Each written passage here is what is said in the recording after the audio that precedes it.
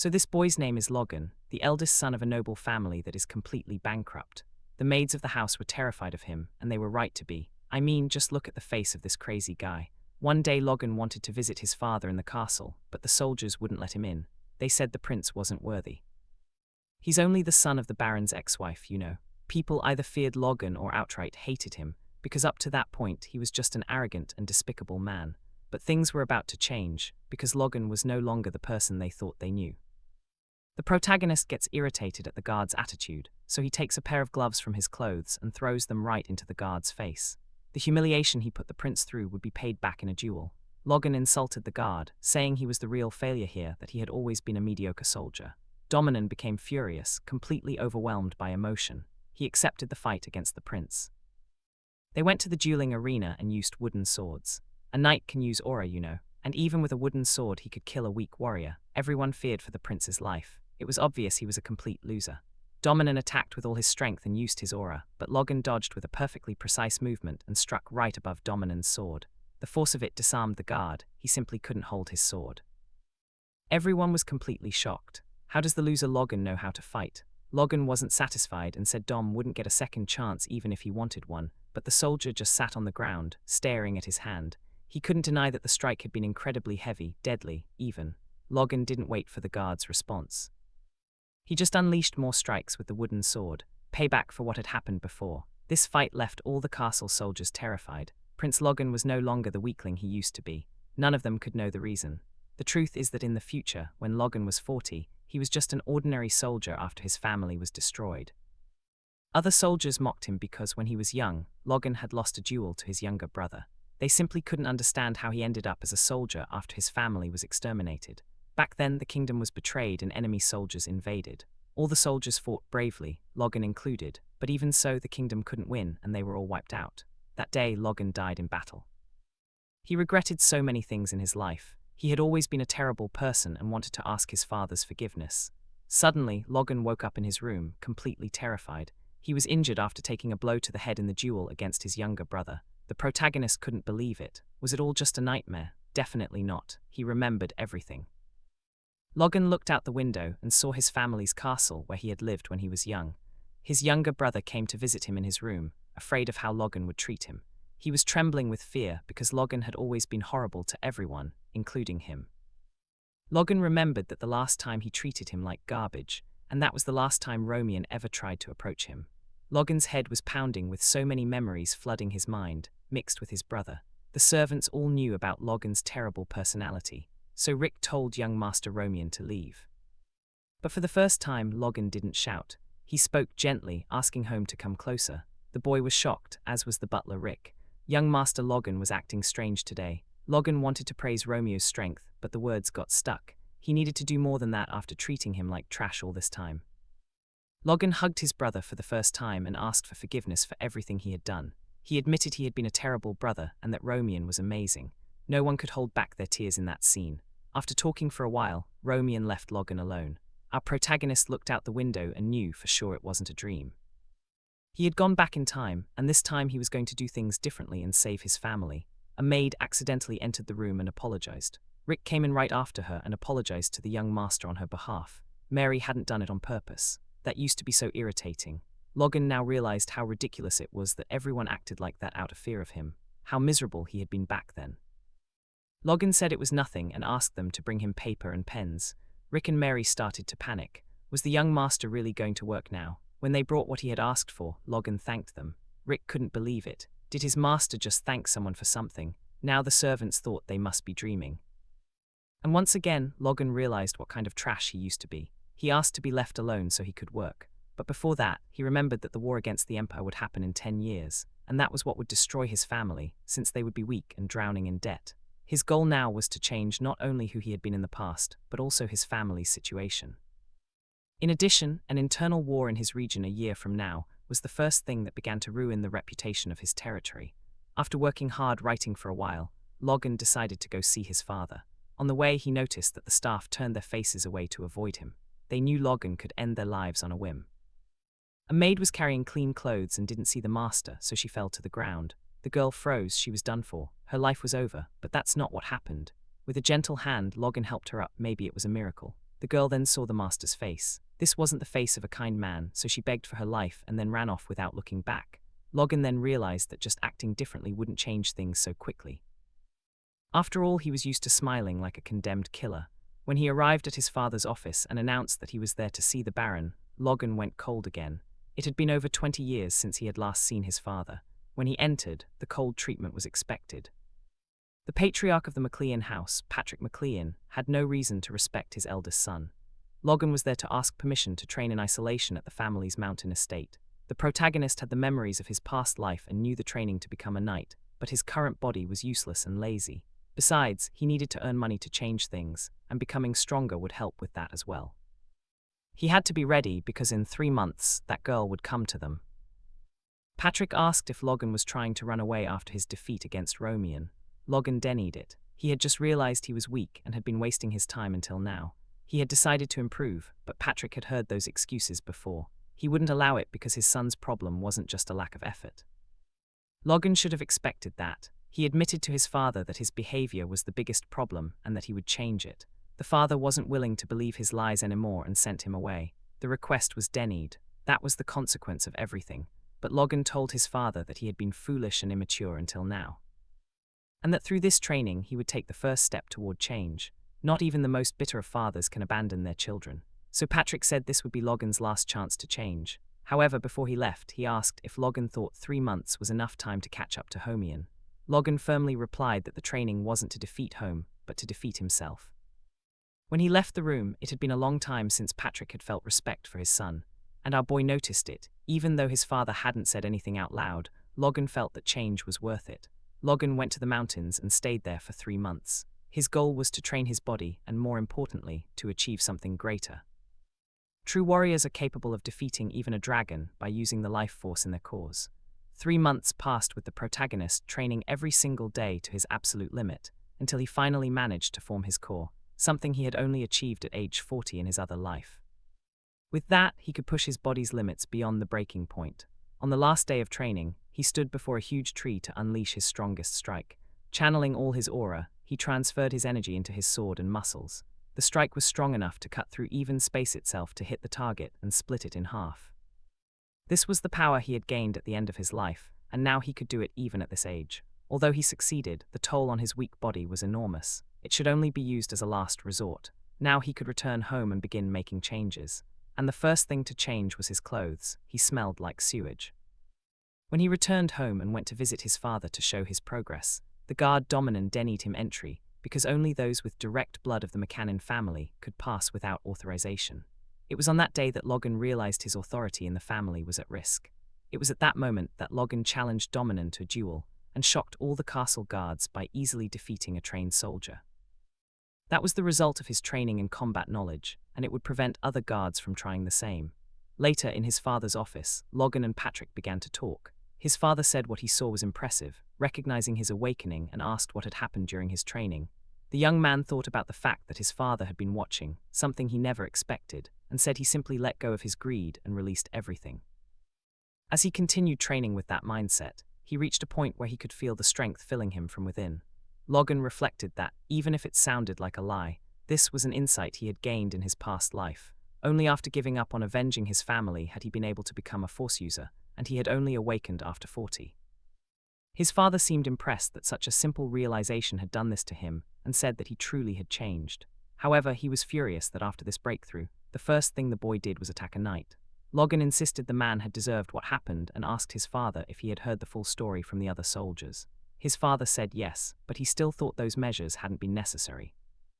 They were, Logan countered, surprising his father. After all, the man had tried to deceive his lord's blood and make him a fool. If they let it slide, the man would become poison to the family's discipline. The young man then thought about how hierarchy is the foundation that allows an organization to function.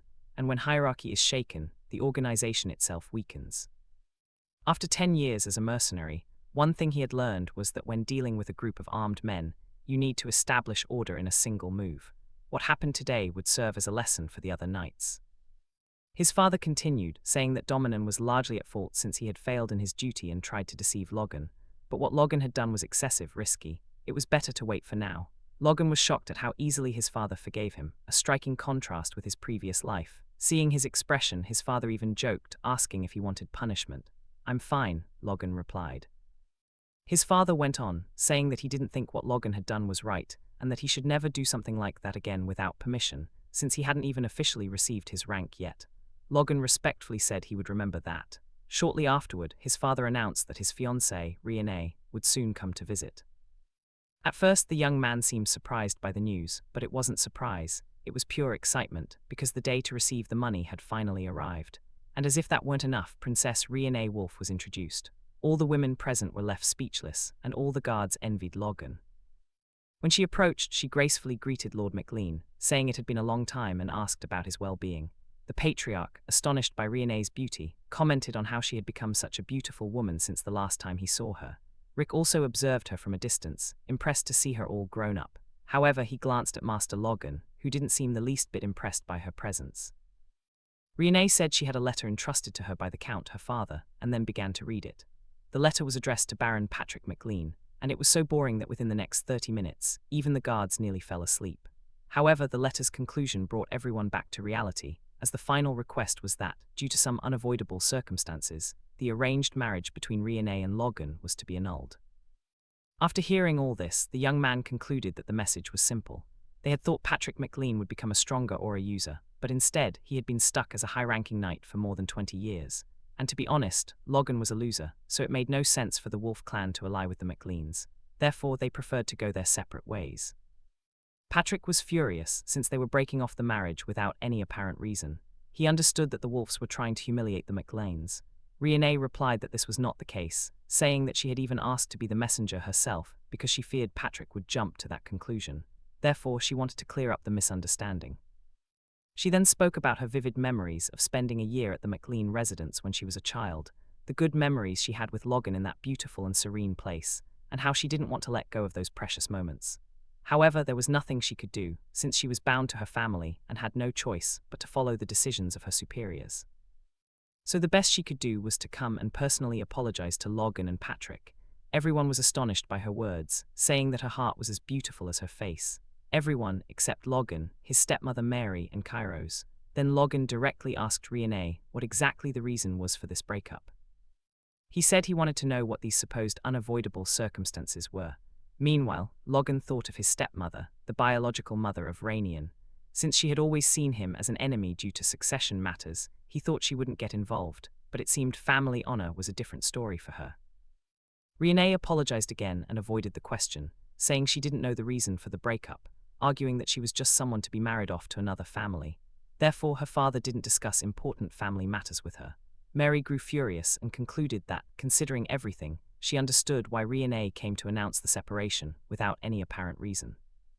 Terrified and with her white dress now stained brown, Riene looked at the McLeans and announced that, for the inconvenience caused, the Wolves were willing to pay 3 million gold pieces as compensation for the broken engagement.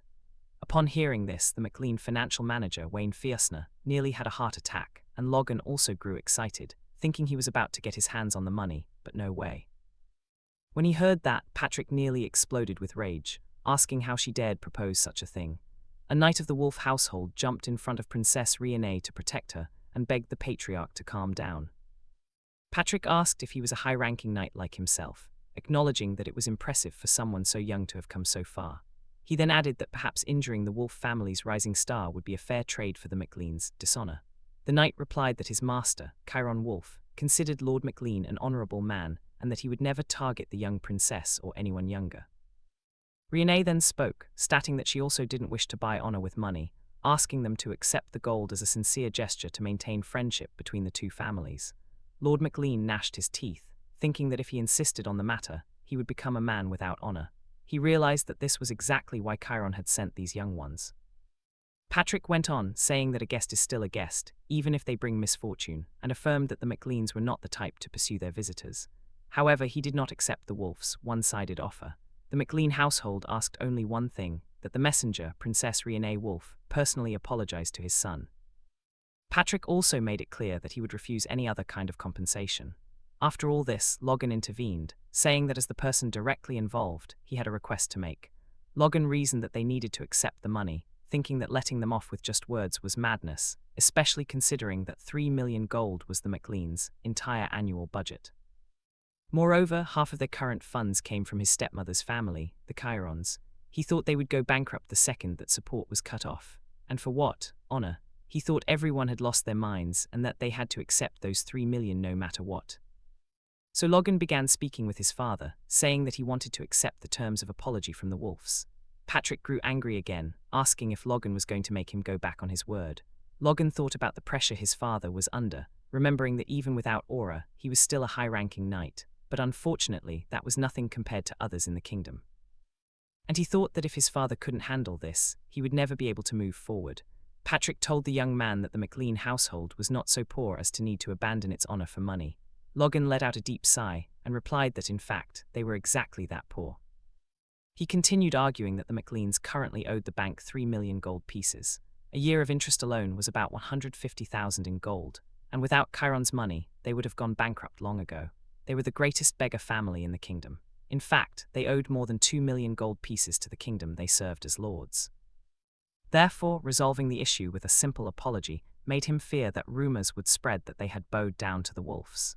Riene then intervened, saying that the Wolf household was not such an irrational family and that they had the utmost respect for the honor of their claims. At this moment, Logan asked if she didn't find it ridiculous to talk about rationality, since she was the one who had come unilaterally to break off the engagement.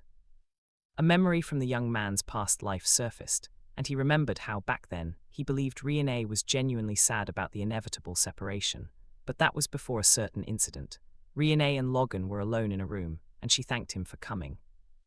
Riene said that they might be ending things today, but she still wanted to create one last memory with him.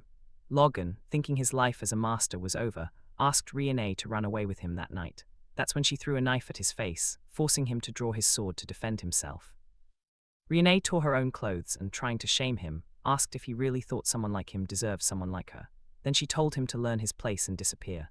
She asked why he was even carrying a sword since he had lost to a child, and said that he had only made things easier for her. Logan didn't understand what was happening, and Riene began to scream as a storm raged outside. Riene accused Logan of becoming aggressive and trying to take advantage of her, and since his sword was already drawn, it was an easy lie to believe. The young man remembered that he had been guilty of so many wrongs that not even his family believed him anymore. And as a result, the McLeans were forced to apologize to the Wolves and pay heavy compensation. He thought to himself that because of her, he could never trust women again, calling Riene a street, but promising that this time she would not escape. After these events, Logan thought about his plan and how he would change his reputation within the family, realizing that by gradually showing that he had changed and convincing them, they too would change. But it seemed the fight with Dominan had made him realize something. The soldiers turned a blind eye even when someone disrespected him, and the rumors that he had lost to his younger brother spread while he was away. Therefore, you couldn't reform the family by gaining the recognition of people like them. With only 5 months left until the start of the regional war, his reputation no longer mattered. The only thing that mattered was saving his family. Logan set aside his pride and told Riene that he would accept the Wolf family's compensation, ignoring his own family's wishes. Riene was left speechless. The patriarch grew furious and asked how he dared defy his will. Logan replied that he would not be satisfied with mere empty apologies, leaving his father perplexed. He continued, saying that their honor could not be bought with words carried away by the wind. Would the value of it be as light as those words? Hearing all this, Riene tried to make the best of the situation and said that the Wolf family wished to obey the Baron's will, the McLean household. She then asked Patrick what he chose. Logan saw through her move and thought that everything she was saying was just to save his father's reputation, and that she was probably terrified of having to pay 3 million gold. The patriarch, looking at Riene, declared that as the representative of the McLean family, he was satisfied with nothing more than a sincere apology. However, he would leave it up to Logan to decide whether the apology was sincere or not. Hearing this, his stepmother Marion was furious. Patrick turned to the young man again and told him to think carefully, because if he accepted money for his dishonor, he would be opening the door for his honor to be negotiated in the future as well. Logan, without a second thought, decided that he could not yield to his father on this matter, and said that, as the person involved in the broken engagement, he accepted the compensation offered by the Wolf household. This shocked Marion and visibly unsettled Riene. After Logan made his choice, his disappointed father said that he thought Logan had improved a little, but in reality he had changed for the worse. He even added that it was his fault for not teaching him the true value of honor. Logan, though he didn't say it aloud, thought that everything he did was for the good of the family. Back in his room, after receiving Rione's generous compensation, the young man was interrupted by a knock on the door. Thinking it was Rick, he invited him in, but instead Dane, the family's financial advisor, entered the room. Seeing him there, Logan wondered what he was doing. An internal monologue of Dane unfolded, recalling how, as the financial advisor, he had to manage the McLean estate with an ever-shrinking budget. He had to deal both with soldiers demanding new weapons and with servants running out of supplies for the winter. To make up for the lack of money, he was constantly begging the patriarchs. He wondered if he was truly a financial advisor or a king of beggars, and thought that if this weren't his hometown, he would have resigned a long time ago. However, now he had the chance to rest for at least a few years. He thought the only person in his way was the fool, thinking to himself that Logan would have to split the 3 million with him. June told the young man that he had only stopped by to greet him, since Logan had made such a great impression the previous day. Given how he had defended himself and hadn't yielded an inch to unfair external pressure, he truly was an incredible apprentice, worthy of being the heir of the McLean family. While June was saying all this, he imagined his praise had deeply touched Logan. After all, Logan had never received compliments before, since he had always been known for messing things up. June thought it would be easy to take his money, but Logan wasn't the least bit impressed. June went on, saying that in difficult times like these, 3 million gold was like rain in the desert, and that Logan's cunning had once again allowed the family to breathe a sigh of relief.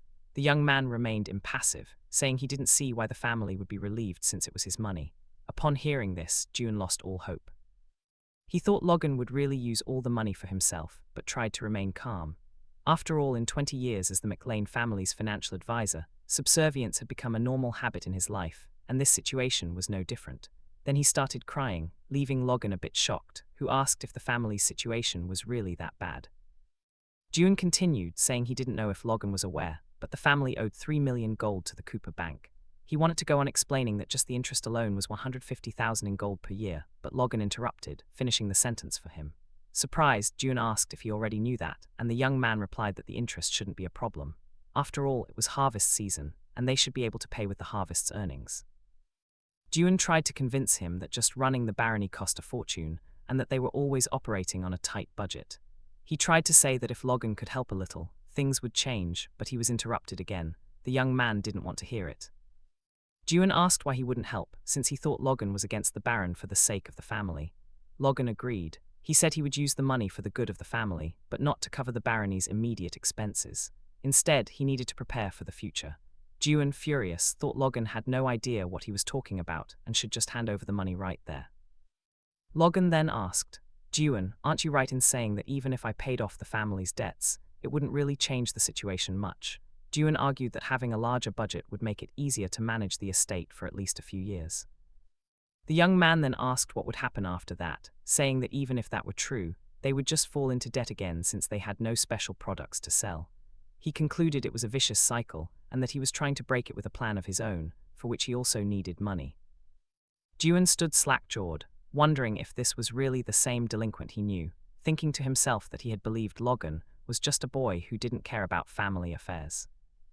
The young man said he had a favor to ask June, and that if he helped, he might even share part of the money to cover some of the family's expenses. June asked what he needed, and the young man said he needed to gather some mercenaries. Later, he spoke with Rick. It seemed he was preparing to leave again, and Rick asked where the hell he was going, saying it hadn't been that long since he returned from his isolated training. Logan replied that he was leaving to make money. Rick pointed out that he already had a good sum, but Logan insisted he needed more. He continued, saying that the patriarch certainly wouldn't let him leave now, since the atmosphere in the castle was incredibly tense. But Logan replied that he wasn't going to ask his father for anything, he would leave quietly. Rick was shocked, but Logan didn't care. He thought that if he couldn't change his reputation now, it would never happen, so he needed to gather strength from outside. Luckily, he was aware of what was happening in the outside world, just like when he was expelled from the family in his past life, and he concluded that his first step was to find a certain man. Rick tried to talk to him, saying he wasn't thinking straight and that becoming a fugitive at this moment wouldn't do him any good. Logan grew irritated at Rick's persistence, who asked what he planned to do if he simply ran away. Rick even said that if Logan really left, he might as well step over him, something he was close to doing, since Logan clearly didn't seem to care. Completely indifferent, the young man replied that everything would be fine for his friend, since he would write a letter to his father so no one would blame him. Rick asked what he would write, but Logan just smiled. Rick let out a sigh of relief after Logan disappeared, then delivered the letter to the patriarch, who seemed ready to make D-Day look like child's play. The letter began with a formal greeting and continued saying that, heartbroken by the broken engagement, he had decided to leave to get some fresh air, but that he would return soon. Signed, Logan McNean. After that, poor Rick could only cry, wishing for the young man's return. The McLean family's history is then presented, revealing that only 200 years ago the family did not hold the diminished position it had today. Their vast lands stretched to neighboring counties, and they were revered as rulers of the southwestern region of the Kingdom of Grandia. But until the current lord, Patrick McLean, the useless work of the past 3 generations of ancestors had caused their title to be downgraded and their territory to shrink considerably. The vast grain depot, once called the McLean Plains, was handed over to a powerful vassal, and the fertile lands were divided among others. The place they ended up in, as if they had been expelled, was the barren, dry land near the southern mountains. Thus, the McLeans were doomed to financial hardship. There were no suitable regional products, and the common copper mines of mountainous territories didn't exist there. Logan thought that even if they won the regional war, they would still need to keep begging Kairos for help. To end this vicious cycle, he needed a lot of money, far more than the 3 million he already had. He said there was someone here who could help him when he entered Cairo, the largest commercial city in the Kingdom of Grandia. Various voices called out to customers, offering rings, shields, and even fresh fruits and vegetables. The young man thought that coming here helped him remember just how remote the McLean barony really was. He went on, saying that based on his memory, the person he was looking for had spent his youth in Cairo, and that he had been told the man lived nearby. The man he was looking for, his golden beetle, Philip Cloud, was a key figure in the Ares Empire, the strongest nation on the continent. It was a centralized power based on a merit system, meaning that as long as you had talent, regardless of gender or age, you had the chance to succeed. It was a nation where you could enjoy power and wealth, even as a foreigner. A perfect example of this was Philip Cloud from the Kingdom of Grandia. He was one of the richest merchants who had moved to the Empire and the greatest arms dealer on the continent, known as the Merchant of the Kingdom of Grandia. However, in reality, despite being called the Golden Beetle, he supported people from his homeland and used his money to create the miracle of Grandia's sovereignty. While walking through the streets, Logan saw someone and wondered, is that him? The boy in the middle of the street had just been swindled and was wondering how he would survive from then on without a single coin. Logan watched him, thinking how he had heard the man's business had collapsed due to a scam, but seeing it with his own eyes was far worse than he imagined.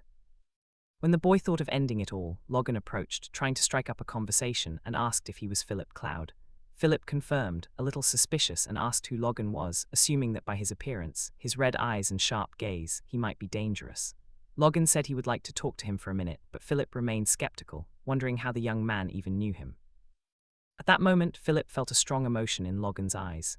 It was something the businessman had seen countless times before: greed. Philip began theorizing that, given the timing and the old armor, Logan must be some mercenary gangster. Logan tried to explain his reasons, but Philip snapped, shouting that the payment date hadn't arrived yet and that the sale of his commercial property would be finalized in 3 days. So Logan should come back then. Logan reassured him that he wasn't there to collect any debt, but Philip barked like a rabid dog, repeating that his sales hadn't gone through yet and telling the young man to leave once again. Logan tried to calm Philip, saying he wasn't there to collect anything but to invest money, leaving Philip stunned. When asked if that was really true, Logan confirmed. Philip began thinking that if Logan hadn't come to collect money, then he must be insane, crazy for wanting to invest in someone like him, who had failed completely. But at the same time, he wondered if Logan was telling the truth and asked how much he wanted to invest. Logan countered by asking how much Philip needed, stating that he would help him enough to pay his debts and get back on his feet. Still suspicious, Philip analyzed Logan's expression and the dirt on his armor, concluding he must have come from very far away. That's when he understood. Logan tried once more to ask how much he needed, but Philip interrupted, calling him a disgusting scoundrel.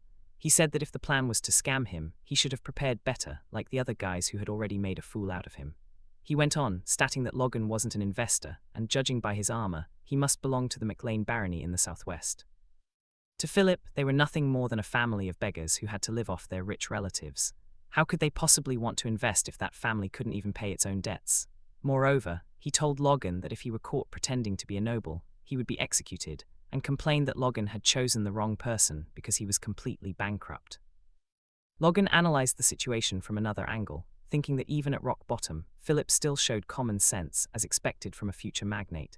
He wondered how he could calm the man while Philip ranted in the middle of the street that he had no money to eat, much less to die. At that moment, Logan had an idea. He asked Philip to pay attention for a second and revealed his aura, leaving him astonished. Philip thought that someone so brilliant, who had awakened his strength so early, would have to be insane to throw it all away on a scam. He apologized, saying that much had happened and that he was a bit sensitive, and asked what Logan's interest in him was. Logan said he wanted to hire him permanently and, as a bonus, pay off his debt. Philip grew skeptical again, asking if the McLean family had the money for something like that. Logan asked the amount of the young man's debt, estimating it to be around $250,000, and said he would pay it and add another $300,000, revealing the money he had carried all along. Philip looked at Logan and thought he was an angel, then signed the contract. The terms were as follows.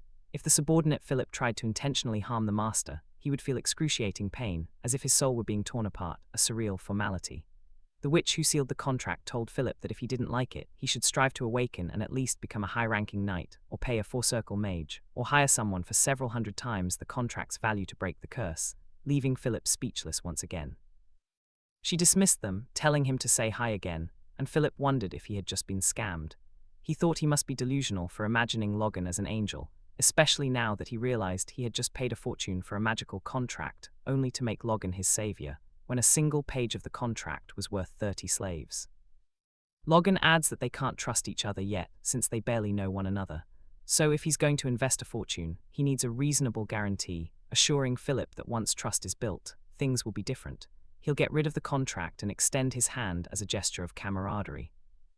Philip thinks the contract is a mess, with no details about deadlines or conditions, but he has no choice but to trust Logan for now.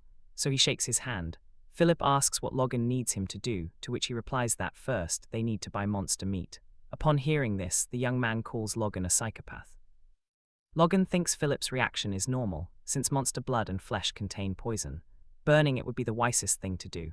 However, in just a few years, the situation will change drastically. Once the news spread that a neutralizer for monster blood could be made with common ingredients, some food-short areas began consuming monsters. That winter, they began treating deficiency cases after consuming the Kellock monster. Even those with impairments in intimate areas that cause sterility began seeing results. A year later, the Royal Magic Tower confirmed everything. The Kellock disappeared from the map across the continent because the species simply vanished after the research results showed it was good for virility. With this in mind, Logan thinks he can easily earn 3 million or more, depending on what he can secure. Walking around with such a madman, Philip looks at Logan with disappointment, wondering if it wouldn't be better to just run away. In a tavern, Philip and the young man start discussing what to do next. Logan tells Philip that he wants to buy 1 million gold worth of monster meat, and Philip thinks he's completely lost his mind. The warrior tells him to calm down, assuring him that he'll make money even if he spends more on this. Philip says he's against the idea and asks if he's sure of what he's doing. Logan says yes. So Philip asks what the price range per unit is for buying Kellock meat. Logan says Kellock meat is worth nothing right now, since people are mostly burning it for lack of buyers. So if he sent someone of level 0 to bring the bodies, it would cost about 200 gold due to the kingdom's transport fees, and that fee is charged per unit. In other words, if you brought in a whole bunch of Kellocks at once, transportation would be much cheaper.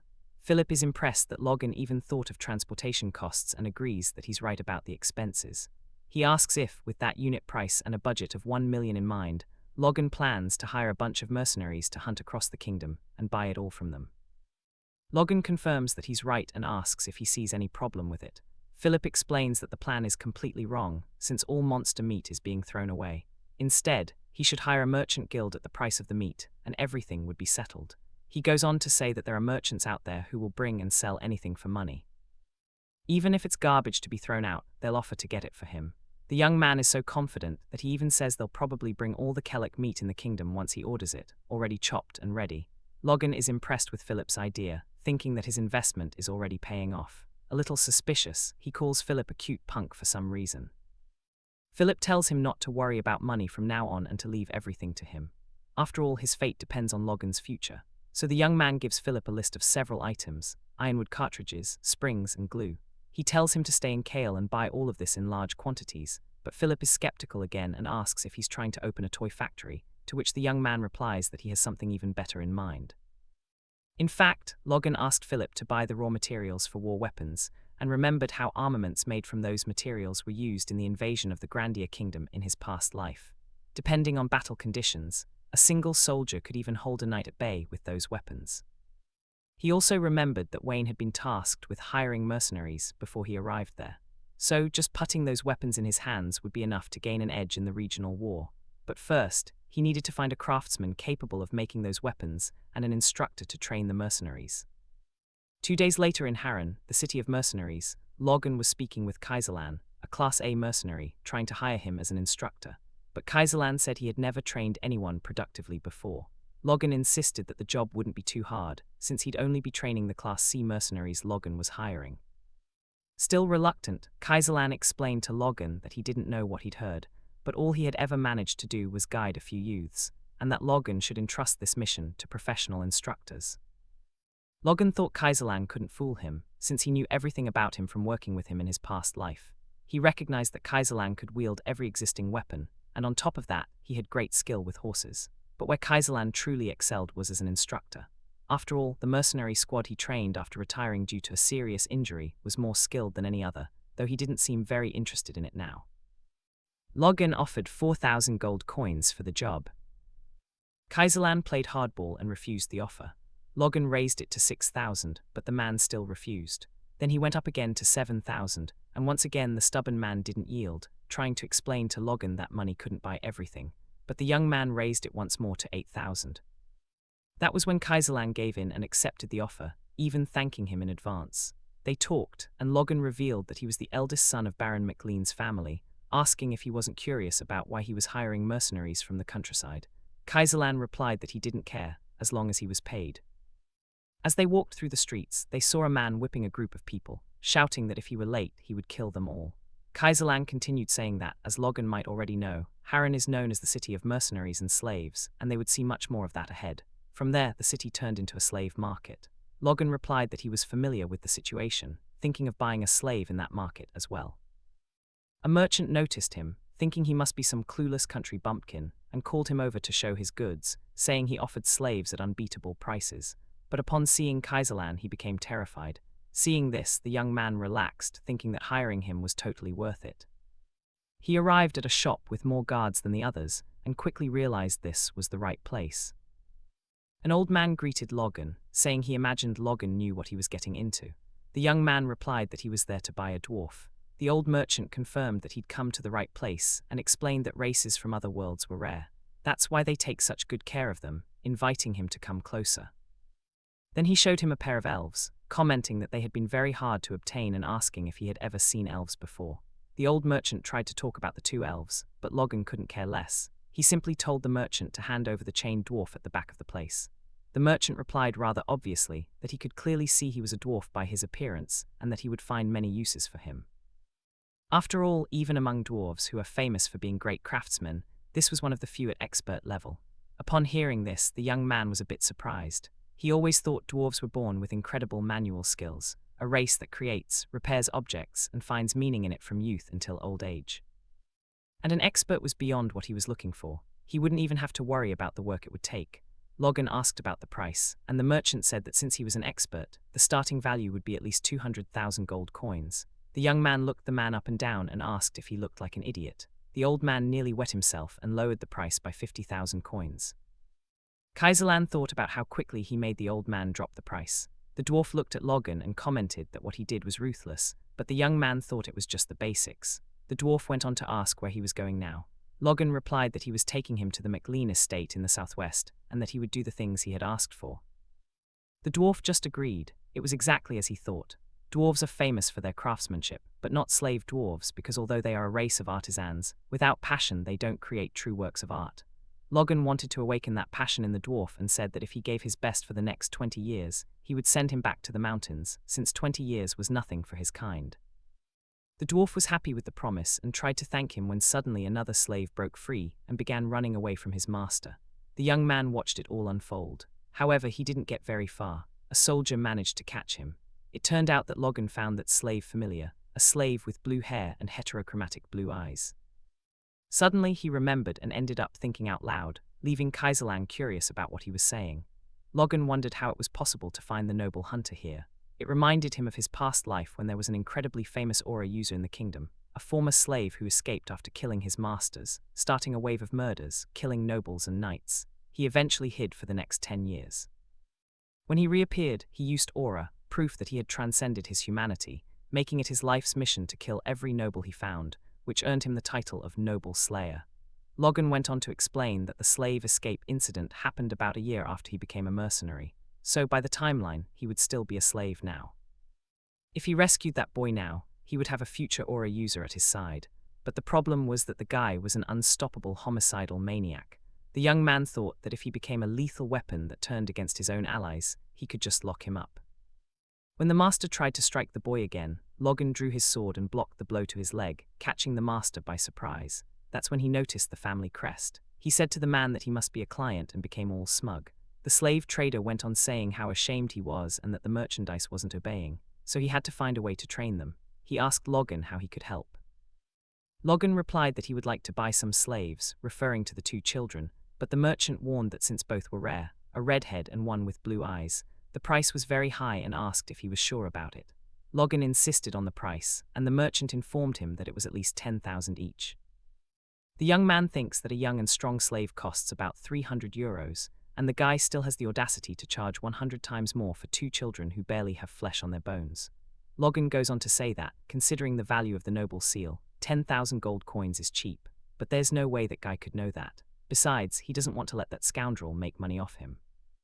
So the young man says that paying 30 times the price of a strong slave for two children on the verge of collapsing, one of them nearly dying, is a bit expensive.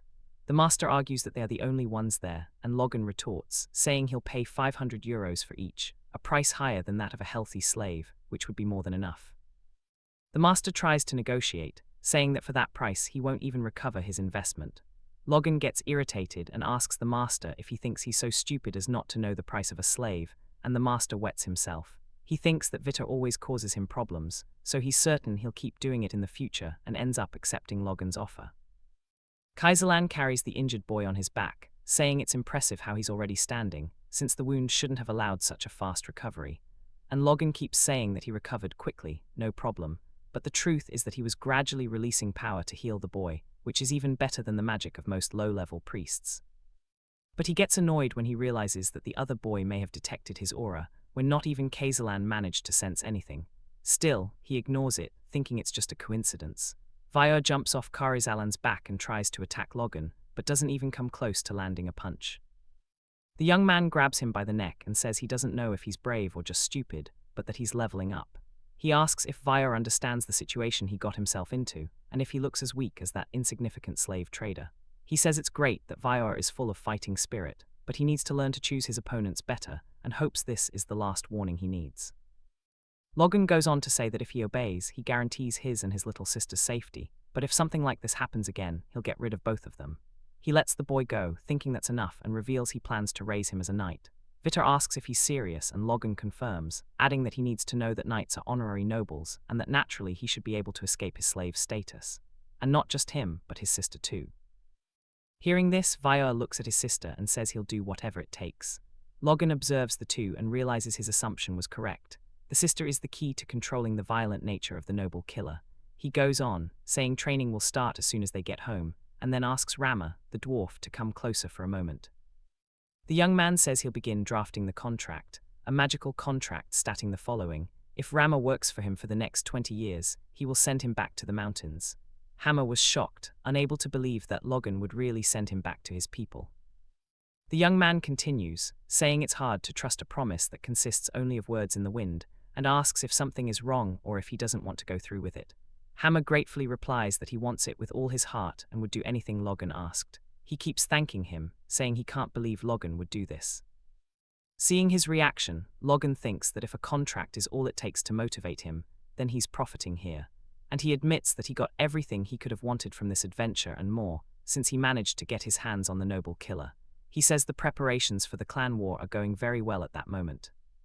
However, Logan had no idea that rumors about his strange behavior had already spread throughout the McLen estate while he was away, that his reputation had sunk to rock bottom, and that Rick was drowning in confusion, trying to fix things and thinking, what the hell is Logan up to?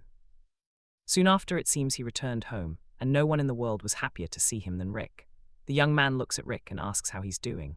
Rick responds by asking Logan if he's serious about asking something like that. Nearly having a fit, he keeps asking what Logan has been doing while he was gone, and if he's heard the rumors circulating about him, that he's a perverted monster who spends 150,000 on monster meat. It turns out that a few days earlier, Philip gathered every merchant he could find and said he wanted to buy monster meat on behalf of the young master, Logan McLean. Apparently, even before all this, people had already heard about Logan, how his engagement was broken off and how he basically stole his fiancée. Philip himself started some strange rumors about monster meat, trying to attract more sellers. He had no idea that his master Logan had such a past, and just thought he was some crazy old man. Philip, however, saw an opportunity in the rumors, and dropped the price of monster meat as low as he could while still ensuring merchants chased after it like hot bread, 1 gold coin per kilo. He thought no merchant would refuse to sell garbage to a guy willing to pay for it. He added that if they wanted money, they should bring all the monster meat they could get. Philip's aggressive sales pitch seemed to work, with merchants stockpiling monster meat and rumors about Logan spreading through almost the entire Thieves' district. Hearing all this, Logan comments that Philip did his job perfectly, and Rick is perplexed, unable to understand how he can laugh at a time like this. Logan continues, saying he should look at the faces of those who came with him and think of how many rumors they must have heard to look like that. To all this, the young man simply replies that Rick shouldn't worry because it'll all be over soon. But Rick warns him not to be so calm, because the next stop is facing the patriarch, and he's furious. In his father's office, Patrick asks Logan if he enjoyed running away from home. It was a worthwhile trip, yes, Logan replies. Patrick goes on to say that he's heard some rumors that Logan did some crazy things, but at least it was worth it. The young man defends himself, stating that rumors are just that nonsense, and that he doesn't regret anything he's done. His stepmother then intervenes, telling Patrick that it's exactly as she had said before. Logan has no sense of his position or of how his actions could dishonor the family name, but the young man cuts her off, saying she's exaggerating a bit. After all, he only spent the broken engagement money as he saw fit. Ma joins the conversation again, asking Patrick if he heard what she said, and if he's still on her side after everything. But Patrick yells that enough is enough and with some calm, asks her to leave, as he wants to talk to Logan alone for a moment. Patrick warns Logan that this is the last chance he's going to give him. Logan looks scared, standing there before his furious father. He asks his son what's going through his head and says they need to have an honest conversation about what's happening. Logan thinks to himself, knowing his father won't let it slide this time, so he tells Patrick that he wouldn't understand even if he explained. Patrick snaps back, asking Logan if maybe he's the one who doesn't want to be understood, and if Logan realizes what people around him are saying, that he's violent, cruel, obsessed with money, and even insane.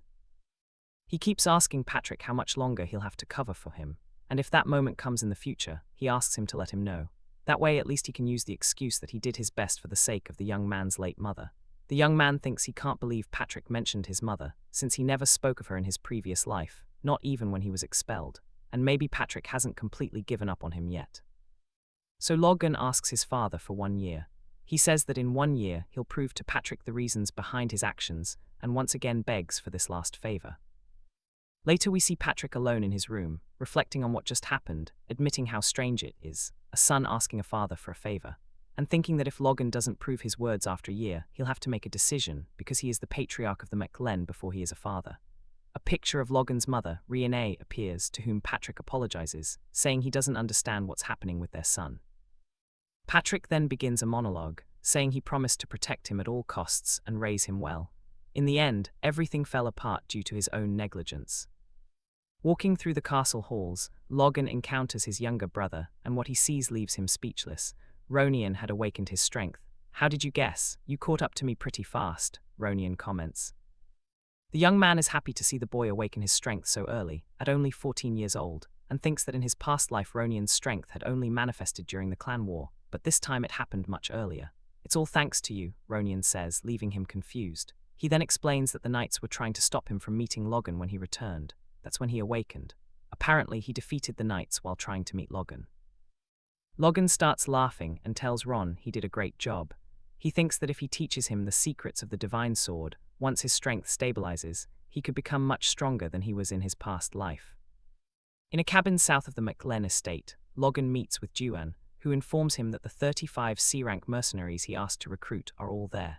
It seems the mercenaries are furious with the young man, wondering if this is some kind of scam. It's been 10 days since they were summoned, and none of them had met Logan until now. One of them comments that the family of an insignificant baron wouldn't dare face a mercenary guild unless they were crazy. Another replies that maybe they'd never know, since the rumors about him had also reached them and were pretty heavy.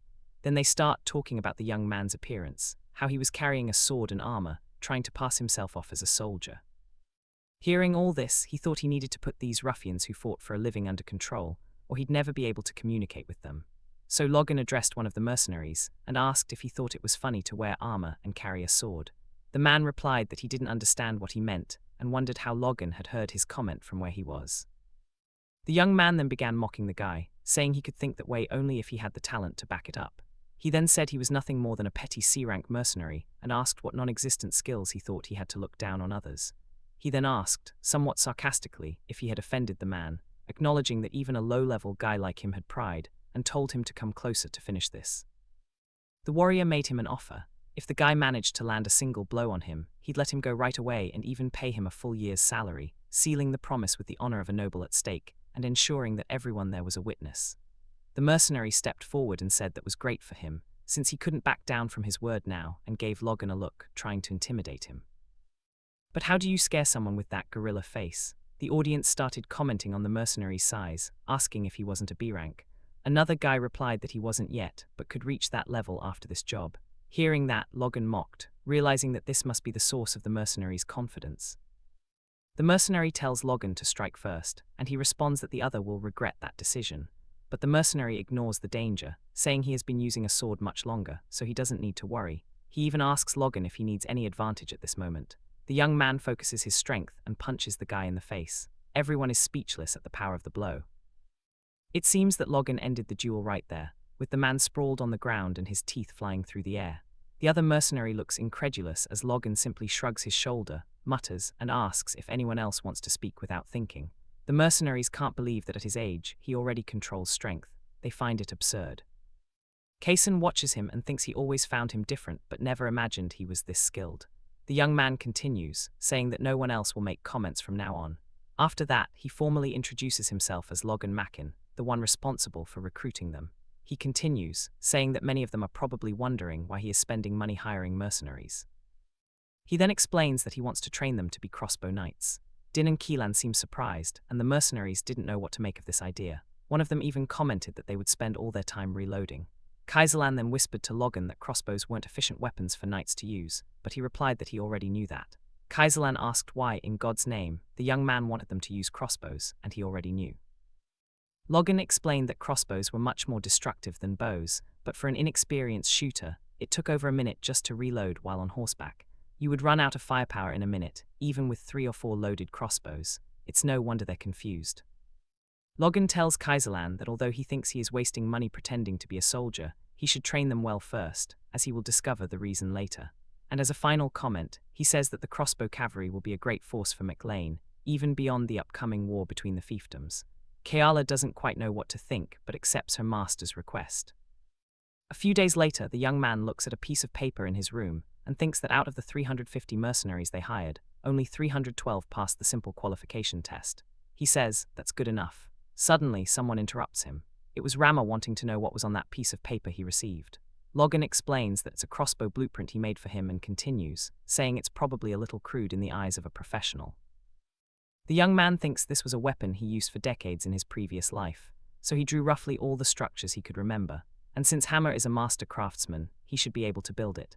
Hammer agrees, noting that he'll have to put a cartridge that stores the bolts at the back of the crossbow and make it reload automatically, and it needed to fire 3 shots in succession. He asks who the hell had such a stupid idea. Logan responds that it was him, and Rama seems annoyed. Then Rama comments that it's a wonderful idea, but with the string twisted in such a structure, the strings won't hold and will break. Moreover, if you put a wooden box like that on the back, it will be uncomfortable for the shooter as well. And he asks Logan what he plans to do about it. The young man responds that it's not his problem and that Rama should solve it himself. Hearing this, the dwarf becomes furious. Logan explains that it was just a joke and continues, saying that he needs to reduce the bolt size to decrease the cartridge itself. Agreeing with Rama that it would be single shot, he instead proposes that they make pre-made cartridges and reload them after each shot, calling the loaders magazines for convenience. Hearing this, Hammer is astonished.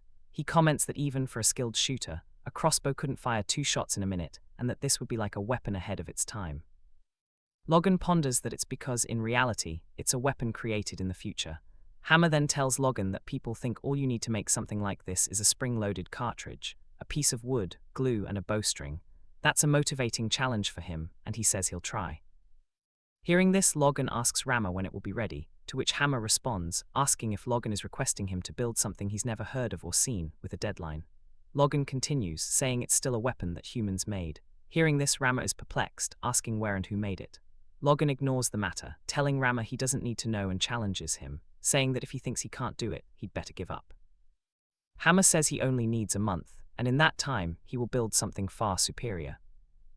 Seeing the situation, Logan is pleased to discover what happens when you mess with a dwarf's ego. Later, at the castle training fields, Vita is seen running.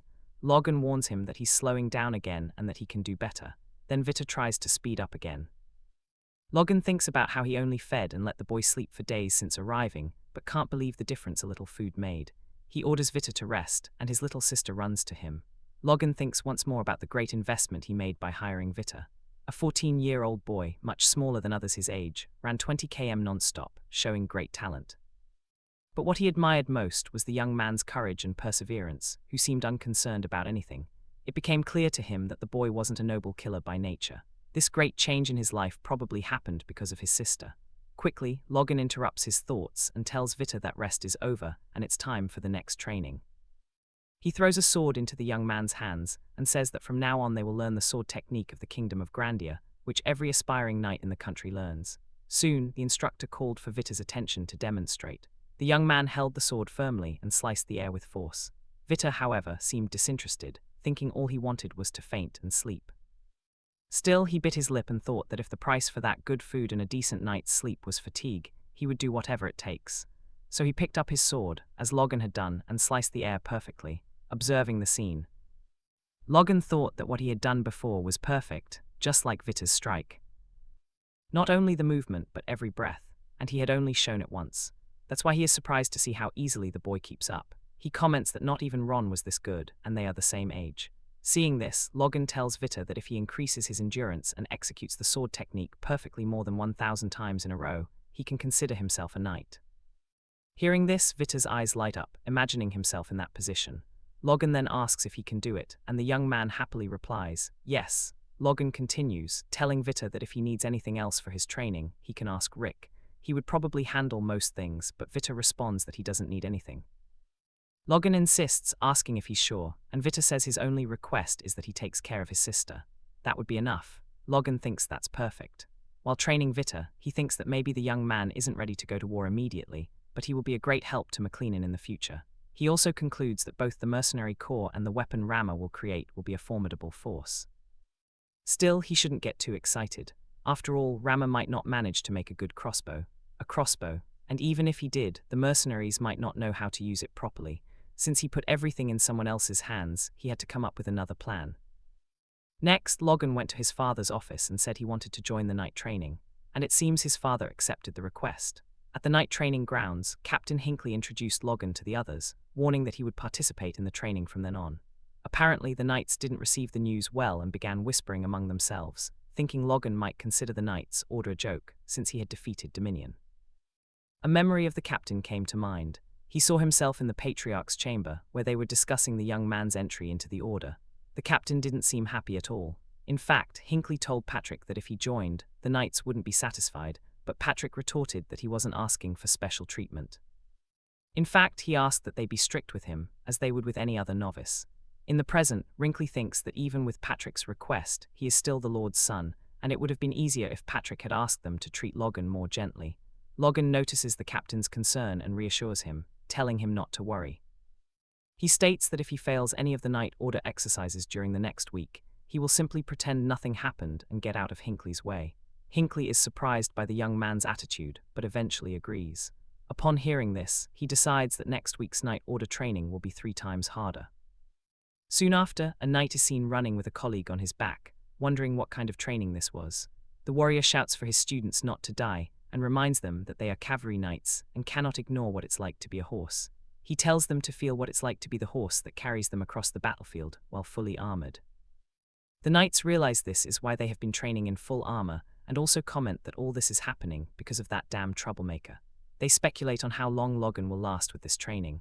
one day 2, maybe 3. However, everyone could be wrong because Logan is running at full speed, weaving through the crowd and leaving everyone speechless, even the captain. And to top it off, the young man is smiling while doing it. Hinckley is furious, thinking that at this pace the knights will be left behind, not Logan.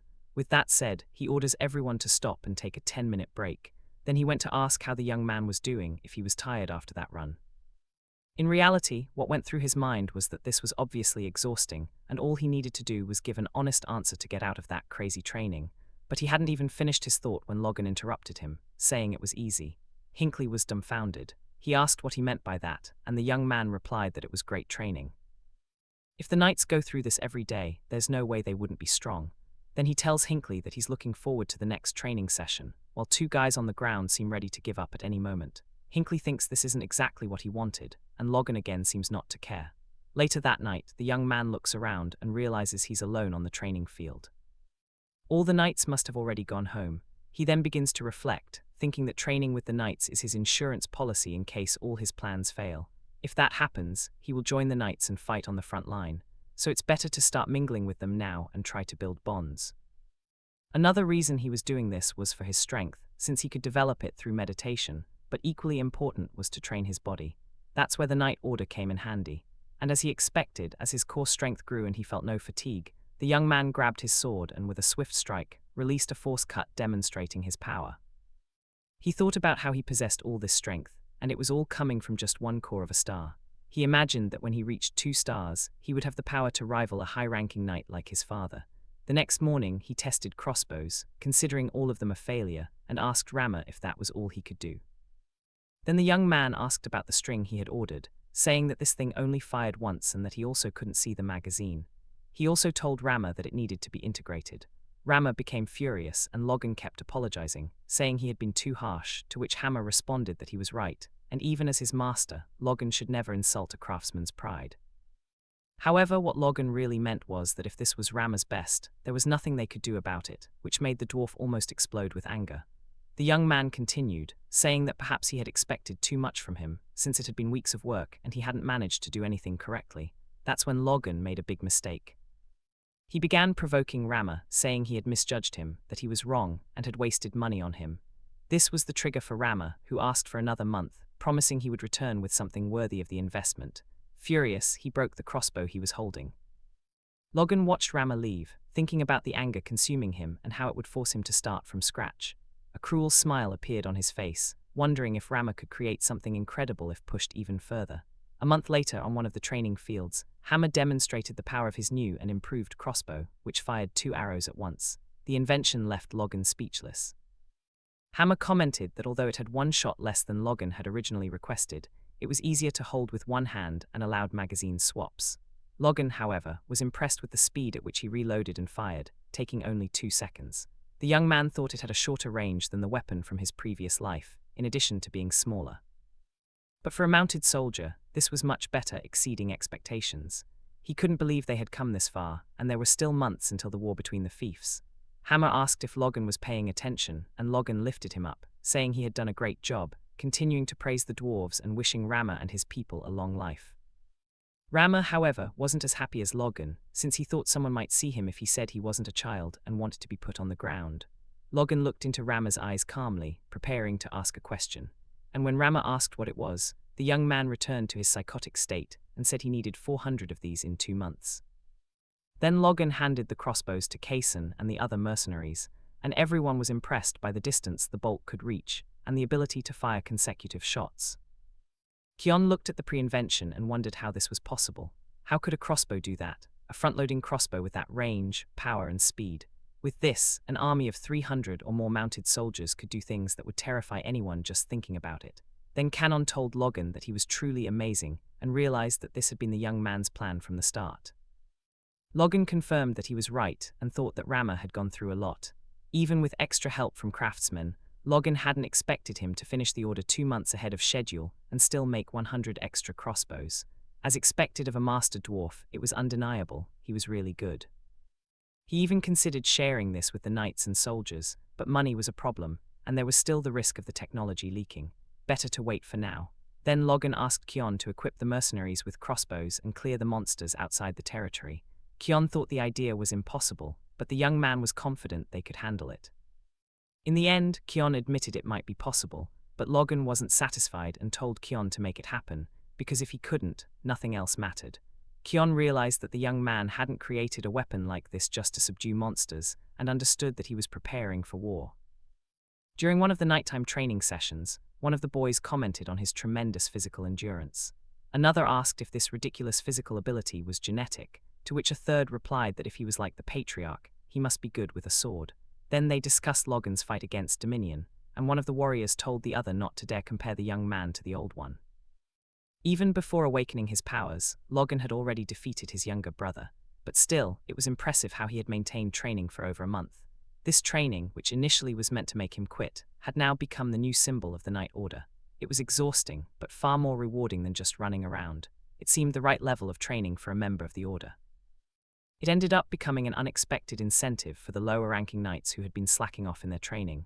Furthermore, the knights began to truly understand and connect with their horses, and the bonds between them also strengthened. Hanley thought he had insisted on the training only because the young master wouldn't give up, but he couldn't believe all the results. His lucky charm had come very close to him. At night in his room, Logan thought that after pushing his body to the limit with training, he would stimulate his inner awareness through meditation. In this way, the repetitions were working in synergy, and he was making real progress lately. He had been noticing signs of a change in his strength. If he could improve his martial powers as he hoped, he could surpass all the monsters he had seen in his previous life. Then something unexpected happened. Logan's core grew, he started babbling, and suddenly his core became a 2-star core. He commented that he now had the basics to learn the next secret technique of the sword secrets, Iron Slash, Killer Iron Slash. Thinking only of the power that the first technique had given him, he was certain the second would be much stronger than he imagined. And if he could master this technique before the war, not even a high-ranking knight would scare him. Then Kain and the other mercenaries were hunting a group of goblins. Their soldiers shot the goblins, killing them instantly. Noticing how there was almost no recoil in these crossbows, one of the guys commented that his bolt went through one man's head and lodged in another's behind him. Logan thought that the swarm of over 100 monsters had been decimated in less than 10 seconds, and the old habits of mercenaries using basic crossbows had been left behind. They were much faster at changing magazines. The young man thought to himself that the effort of hunting so far into the territory was worth it when Ilian asked if he was satisfied, to which he replied, recalling how they had been a complete disaster during the first monster hunt, but had improved greatly. After that, Con asked Logan why so much preparation, saying he had never heard of a mercenary army with so much firepower, and questioned if he planned to kill monsters all over the continent. However, Logan didn't have time to answer Ken, as a mounted knight came galloping to deliver a message from Rick. Apparently the day before, Viscount Tesseran declared war on the McLean house. In the McLean war room, Patrick and the other heads of families were looking through a crystal ball, while the Viscount of Tesseran declared that due to the old grudge of his ancestor unjustly killed, he blamed the McLean house, leaving Patrick perplexed. Some nobles exchanged glances, wondering if what he was saying justified a war. Hanko and Marion asked Patrick about his next steps. Han continued explaining that only the Knight Order of Tesseran had far more soldiers than they did. Even with Patrick on the battlefield, the chances of victory were small. It was then that one of the other nobles suggested they defend the city and call for reinforcements. However, this was a terrible idea. If that happened, the knights who used force would take advantage, and the city would fall into complete chaos. While the other man proposed sending an envoy to attempt peace, Patrick exploded in a fit of rage, told everyone to shut up, and began explaining that even if the authority of the royal family wasn't as strong as before, these people had just declared war without even asking for permission. It was crystal clear they had planned everything. Therefore, peace was completely out of the question. He ordered everyone to prepare for war and told his generals to devise a winning plan, as he would tolerate no dissent. After all this, in that tense atmosphere, a random noble asked Patrick if young Master Logan would also go to war. And Patrick confirmed. Marion continued, saying that Renan's forces had awakened and that he was also old enough to do his part. Upon hearing this, Rick realized Logan wasn't at the castle and hurried to send a messenger to inform him. Upon being informed of the situation, he thought that based on memories of his past life, the war shouldn't start for another 2 months and wondered what could have accelerated things. The messenger urged Logan, warning that the Viscount was breaking all customs and had attacked immediately after declaring war, so he needed to hurry to at least reach the middle of the conflict. Kaiserlan and the others shouted that Logan's mercenary troops were ready at any moment. Seeing this, he commented to Kaelan that he didn't seem surprised by the situation.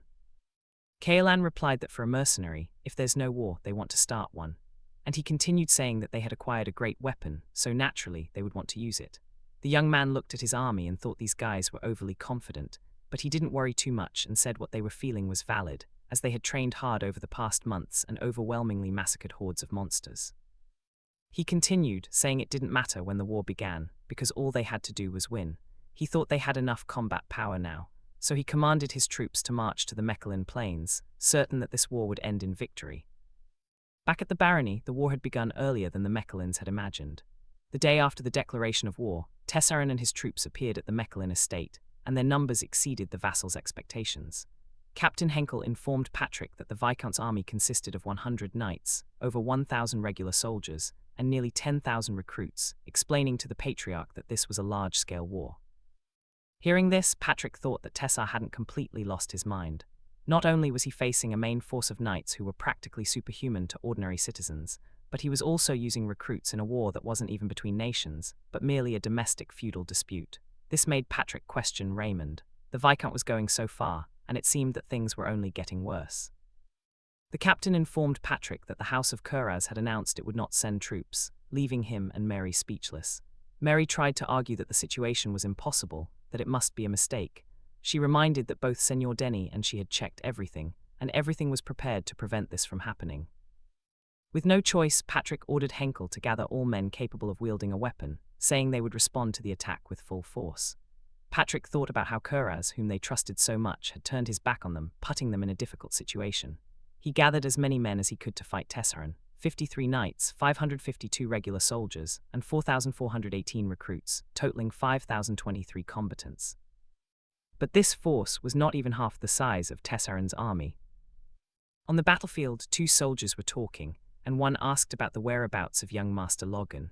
The other replied that he had left a long time ago and had not yet returned. Some soldiers commented that he probably wouldn't return and must have fled upon hearing the news. Hanan, overhearing this, turned and asked what they were talking about, saying there was no way Logan would do such a thing. He believed Logan had already anticipated this war and had taught him that secret move for this very reason. There was no way he would flee. Other soldiers heard what Ran said and began to think the rumors were true, that the Lord's son had deserted. Soon after, Patrick appeared beside Ran and told his youngest son that he should take the place of his brother and not hesitate in any way. He continued thinking that he didn't want to believe the rumors, but it didn't matter now, since the only thing that mattered was winning the war. He ordered all his troops to advance and crush the scum attacking his house. Then Tessarin appeared with a smile, thinking Patrick had finally drawn his sword. He shouted that his knights were his sword and told Patrick to face them. The young man charged with his aura and tried to break through the vanguard, but failed when a knight with a shield blocked his attack, leaving Patrick speechless. Rick was also seen on the battlefield and did not look happy at all. He watched people being killed and dismembered right in front of him. The young man thought about how they were losing the fight, how they had been forced to send people like him due to the huge disadvantage, and that in any case, they would lose if they were surrounded where they were. While he was thinking this, he was struck on the head by a soldier from Tessarin's army who was about to finish him off. But the warrior managed to dodge the blow, and an ally saved him, killing the enemy and telling him to get up quickly and prepare his spear. Rick reached out and held his hand, trying to express his gratitude for saving him. But before he could, an enemy knight killed his comrade and spread blood all over Rick's face. He understood that his only chance of survival was to flee as far as possible from the enemy lines. Suddenly, mounted soldiers charged toward him as he passed between the bodies of his allies and opponents. Rick realized they had also been surrounded from behind and feared this was a place where all would perish. After fighting against the knights who interrupted his attack, Patrick's opponent assured him that he did justice to his name. They had made several preparations, but it was still difficult for Patrick to trust his own condition. Observing the man, he thought about how this man had withstood his deadly blows, which also carried explosive force. Moreover, he was surprised to see that Tessarin also had a high-ranking knight. Continuing to ponder, Patrick assumed that the other knights must be at least intermediate level. Was that why they did not fear him? He asked if they were the ones prepared to face him. The other knight replied with another question, wanting to know what he thought of the preparations.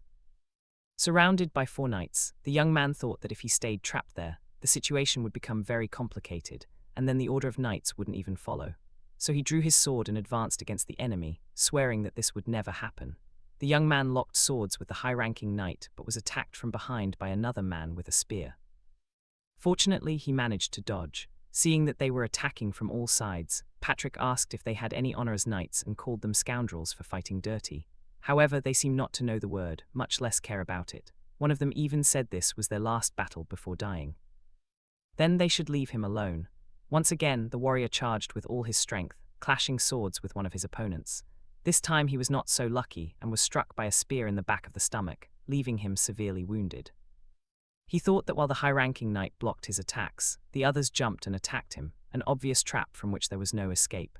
And since the enemy had managed to flank him, he thought Logan had done well to flee. Facing defeat, the warrior hoped that at least Logan could continue the family legacy. From a distance, the tyrant watched the battle between Patrick and the knights. He thought he had made a brilliant move by keeping his high-ranking knight secret. Now, all he needed to do was finish Patrick and take the McLean castle. He was about to proceed with his plans when he heard a strange noise behind him, the sound of cavalry troops. A servant ran in, reporting a cavalry unit approaching from the rear. About 300 of them, maybe more. Tesseran thought for a moment and asked if the McLeans had other troops hidden that they didn't know about. The soldier replied that it was strange. The approaching knights didn't even carry lances. Their only weapons were small crossbows. Upon hearing this, Lord Tesseran let out a loud laugh. He asked sarcastically if crossbows meant those little things hunters use, and ordered the soldier to gather the rear and the archers to get rid of them, calling them a bunch of fifth-rate soldiers. While he spoke, an arrow pierced the head of his soldier, making Tesseran freeze in his armor. It seemed Logan had joined the battle, and he was furious to see what was happening. He ordered his mercenaries to fire. A storm of arrows rained down on Tesseran's army. The mercenaries' projectiles pierced the knights, decimating hundreds in seconds and tearing through shields and flesh. One soldier thought that anyone who did not raise their shield was already dead, and he would have been one of them if he had been a second slower. Tesseran's archers were unprepared to fire back, and their arrows fell short. Their bows were too weak to reach Logan's troops. The mercenaries fired again, killing even more of the Viscount's soldiers. Watching the chaos unfold, Tesseran wondered how this could be happening. His rear was in shambles within seconds, and Logan's mercenaries weren't even using magic, just those damned crossbows. He wondered what kind of weapon Patrick had created. He then shouted at his knights, ordering everyone to the rear to take down those bastards. The cavalry charged at high speed toward Logan's troops, which made Logan smile. He was happy to see them coming straight at him. Meanwhile, a fight was about to begin between Rainian and another knight. Rainian dodged an attack, and his enemy mocked him, saying he had done a good job. When the soldiers began fighting, one told his comrade to stop playing with the boy as the fight was getting serious. But the other replied that he was doing his best, and that Rainian, despite being just a boy, could not be underestimated. Hearing their conversation, Rainian understood. After being exposed to a real battle instead of just training, he realized he wasn't a genius, just a simple boy who had awakened his powers. Even so, he could not lose. Too much was at stake. He thought of his father and how he relied on him to take Logan's part in this war. He also told himself that he could not afford to falter here. While lost in thought, an opening appeared, and Rainian immediately took note. He saw one of the soldiers from behind and wondered what the hell he was doing. Whatever the reason, he thought, "This is a chance I cannot miss." He drew his sword in a decisive strike, cutting through the soldier's body. It was so easy that even he was surprised. He noticed the bolt lodged in the enemy's chest, and looking up was delighted to see his brother screaming his name loudly. However, the joy lasted only a moment. Other knights were furiously advancing behind Ragnar toward Logan's position, following the Viscount's orders. Logan observed the kite shield formation adopted by the cavalry, noting that it was a remarkable defense, but it would not stop him. His sinister plan was about to be revealed. The young man instructed his soldiers to point their crossbows diagonally toward the ground, which made them question his judgment once again. Then he displayed his psychotic smile and ordered the mercenaries to shoot the horses. This warrior was truly using every dirty trick in the book to win. Upon hearing the command, the mercenaries became excited, showing the same murderous smile as Logan. A rain of arrows fell on the cavalry horses, bringing all the soldiers to the ground. Logan thought he had arrived in time to help Rainian, but there was still the matter of his father. He reflected on his vow to save his family in this life, and that winning the battle meant nothing if he lost them. He gave an order to Keelan and ran toward his father. Keelan told Logan that this was not part of the plan and began to worry about what could happen. He felt that victory was already in their hands and wondered why Logan would risk himself like this, even if Logan was stronger.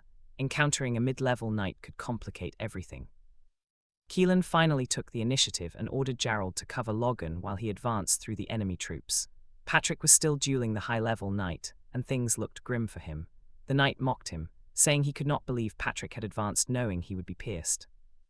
At the last second, Patrick managed to dodge the attack and jumped back to catch his breath. He noticed something strange in the way the enemies were fighting. They were all giving their all, practically throwing themselves at him. Patrick wondered why they were so desperate when they had the advantage. Once again, he managed to dodge 2 spears that came at him a second later. Suddenly, Logan jumped in front of his father, defeating 2 mid-level soldiers in the blink of an eye, leaving Patrick speechless. He remembered seeing Logan arrive with a group of mercenaries behind the enemy, but he was sure that was far from where they were now. Turning his head, he wondered how Logan had gotten there through so many enemies. What he saw shocked him. Behind him was a sea of corpses. Could his son really have taken them all down? Patrick wanted to ask his son how he had become so strong, but he knew it wasn't the right time and could not understand anything. Instead, he asked if Logan's presence meant they were winning. His son nodded. Hearing this, Patrick placed his hand on the young man's shoulder and said, "You did a good job." The high-ranking knight looked at Logan, trying to comprehend what he had just witnessed. How could a mere 20-year-old boy from the countryside defeat 2 mid-level knights at the same time? He remembered that at that age, he worked to exhaustion just to become a knight, but none of that mattered now. He would kill the boy right there. He then ordered his fallen companions to return to their positions. After witnessing what had just happened, Patrick thought that Logan was strong enough to handle most of the mid-level knights, even if he himself was not high-ranking. If the young man decided to face them all while Patrick focused on the high-ranking knight, they might have had a chance to win, but that wasn't what happened. Logan extended his arm in front of his father and announced that he would face the knight alone. Patrick tried to dissuade him, saying it was too much for him. He acknowledged his son's progress but reminded him that this was a high-ranking knight. Patrick hadn't even finished the sentence before Logan punched him in the stomach, knocking him to the ground. The young man said that in his current state, even he could defeat his father. He asked his father to trust him and leave this to him. Patrick, though reluctant, agreed. He told Logan to be careful, and the boy replied that they needed to be fast and finish this. The high-ranking knight was surprised to see Logan advancing on him instead of Patrick. He became enraged, wondering how a brat like him dared to do such a thing. The warrior crossed the battlefield, channeling his strength, and clashed swords with his opponent, pushing him several meters back with a single strike and leaving him stunned. The knight wondered how this was possible. Even with his injuries, he didn't sense any remarkable power or high-level skill from Logan, but the fact that he was being dominated could only mean one thing. Logan was exerting himself fully as he prepared to strike again. He thought none of this made sense. He advanced with lethal intent, and they leaped back and forth, dodging each other's blows. With their swords locked again, the knight thought that if he weren't injured, he would have the advantage and would kill him. But while thinking this, the young man saw an opening and managed to cut his opponent, wounding him instantly. He jumped back to avoid a counterattack. Observing the scene, he thought there wasn't a single opening. He needed to exploit any gap to attack. It seemed he noticed something that Logan had also perceived. The force of Logan's sword was being absorbed by his opponent, who thought this was his chance and said that Logan had fallen right into his trap. He prepared to strike the young man, and it seemed the blow would land this time since he had lost his balance, but it did not. Soon Logan was standing again, leaving the knight wondering if he was getting too slow. Logan began charging his aura again, preparing to use his sacred technique. Seeing this, the knight knew he needed to get out of there quickly. Logan unleashed a cutting wave of energy, eliminating his enemy instantly and leaving everyone around speechless at what had just happened. Then he shouted that he, Logan McLean, had killed the enemy general of Tessaran's army. Upon hearing this, Tessaran's soldiers were terrified, wondering how such a high-ranking knight could have fallen. As they could no longer see the Viscount's flag, they began dropping their swords and asking to be taken prisoner. Rick began chanting Logan's name, wishing health to his master, and everyone followed him. However, the Viscount was fleeing the battlefield, wondering where everything went wrong. He could not understand how his 3 years of preparation had been in vain. He had requested help from other nobles, gathered without knights, and that damn redhead with his men and weapons had ruined everything. Thinking quickly, he concluded that he needed to return to his territory first. At least then he would survive. Upon arriving at his castle, he ordered the guards to open the gates, who were surprised to see him there. Meanwhile, another guard spotted something in the distance and warned that knights were approaching with Logan leading them. Tessaran froze at the sight. Logan dismounted and told the Viscount that he had been too slow to escape. Then, standing before the gates of the Viscount's territory, he shouted for all to hear that Tessaran had lost the war. The young man then ordered the garrison to open the gates and welcome the true victor of the conflict. From the walls above, the soldiers wondered if it was true and thought that perhaps this was why the Viscount had returned in such a hurry. But suddenly a general shouted at them, asking if they were going to cower after hearing the enemy's words. they stepped out. The general continued, saying there were just over 300 enemies, and when Logan charged his aura once more, he declared that they could not be defeated in a siege with such a small force. The soldiers guarding the gates wondered what the hell he was doing. Then Logan jumped the wall, which was dozens of meters high, and told the general to open the gates unless everyone there wished for death. Otherwise, he would kill them and open the gates himself. Inside the palace, Tessarin was gathering his most valuable belongings and money, thinking he should take some gold coins with him.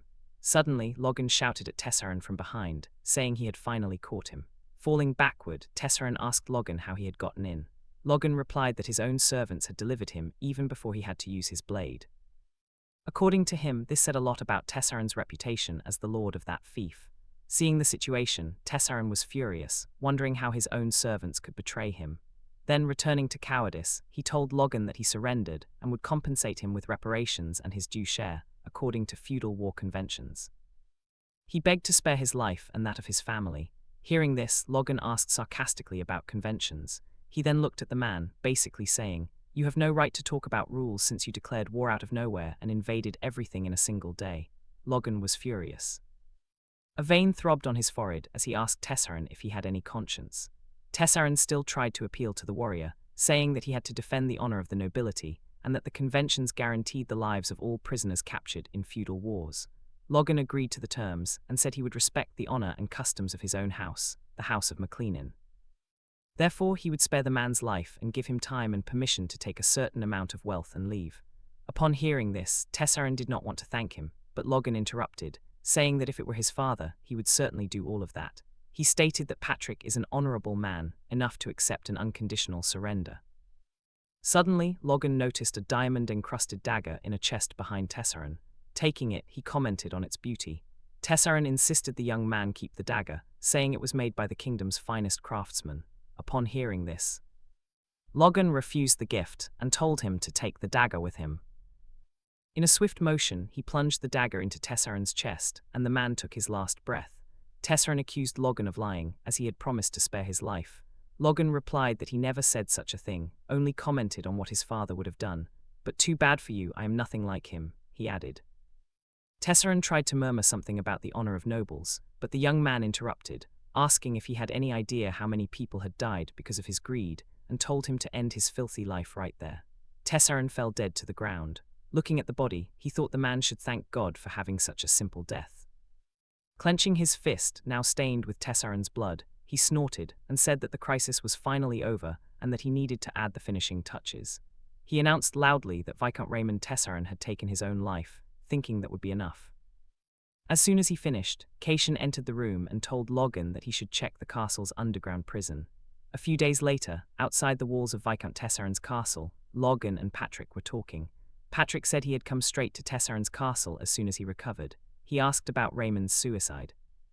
The young man confirmed and said that Lord Tessarin must have been in great despair to do such a thing, but Patrick did not believe the story and asked directly if Logan had killed Tessarin.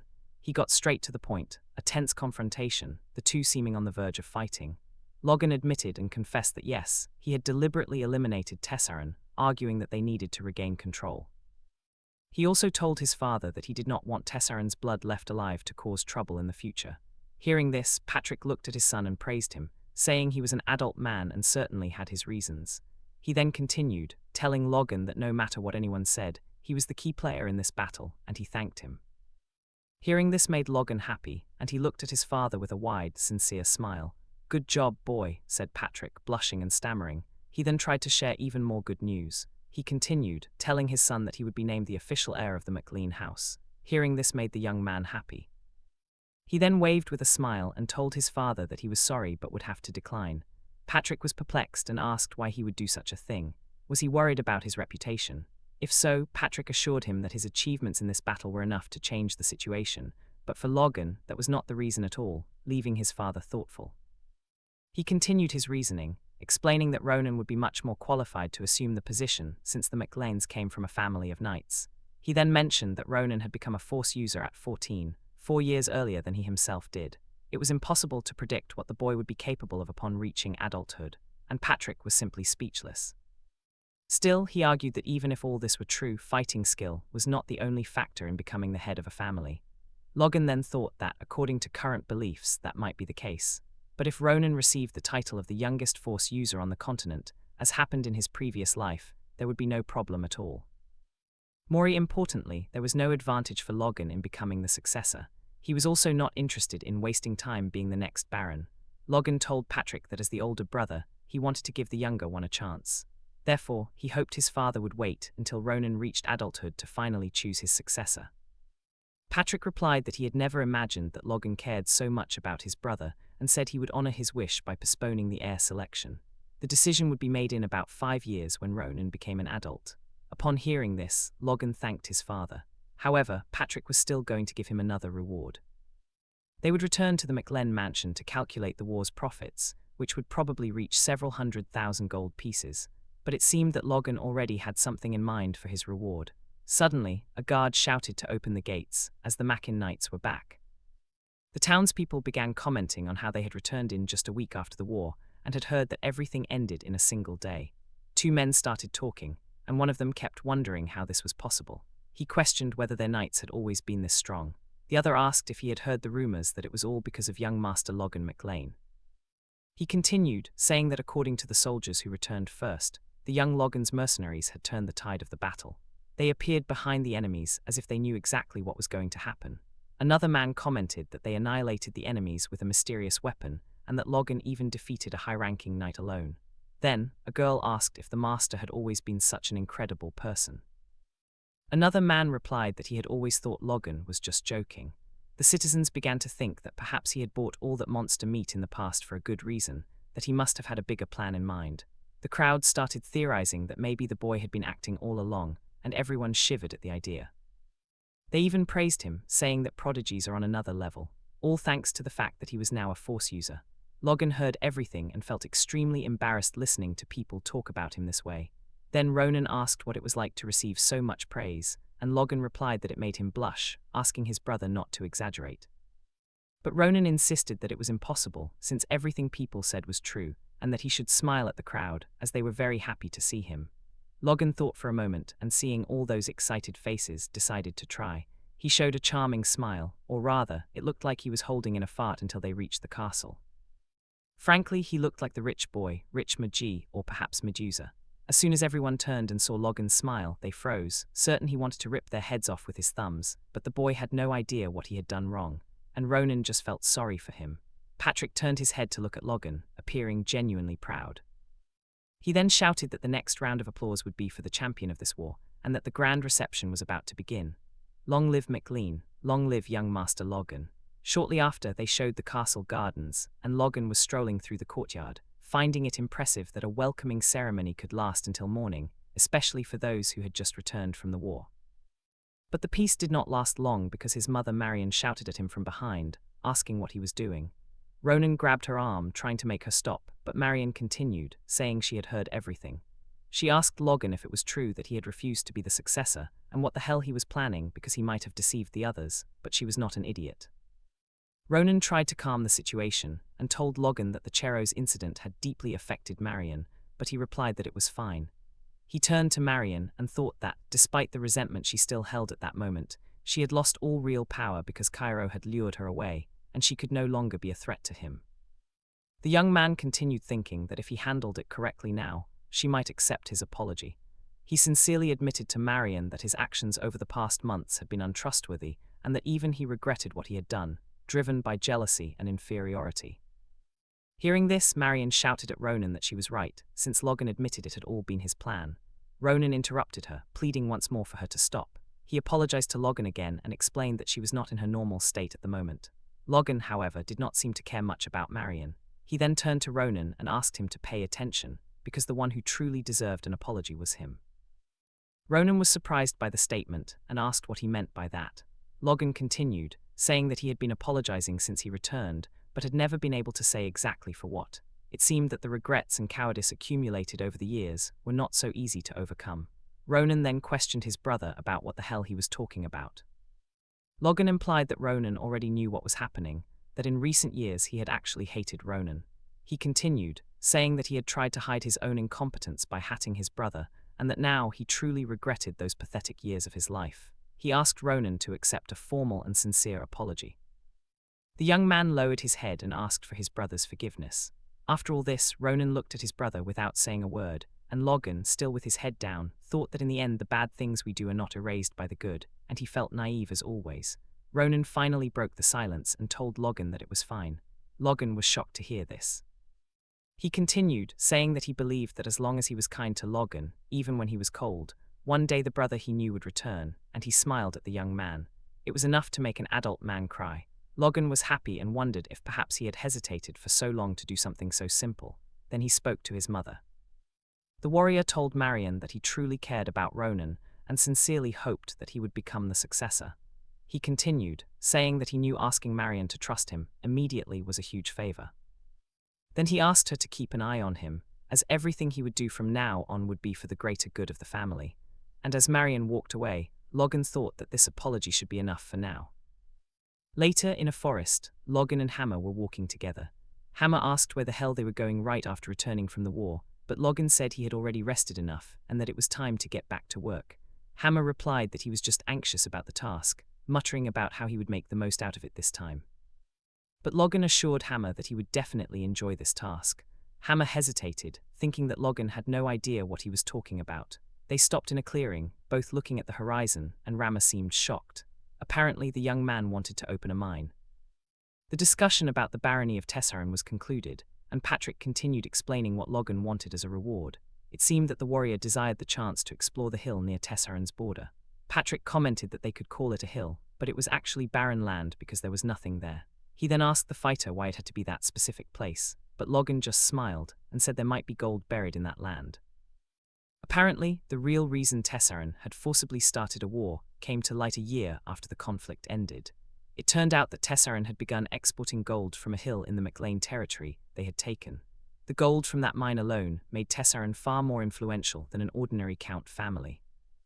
In other words, until Ronan McLean avenged his family. In the underground prison of the barony of Tessaran, Kyson said that there were some peculiar people, and that Logan should take a look.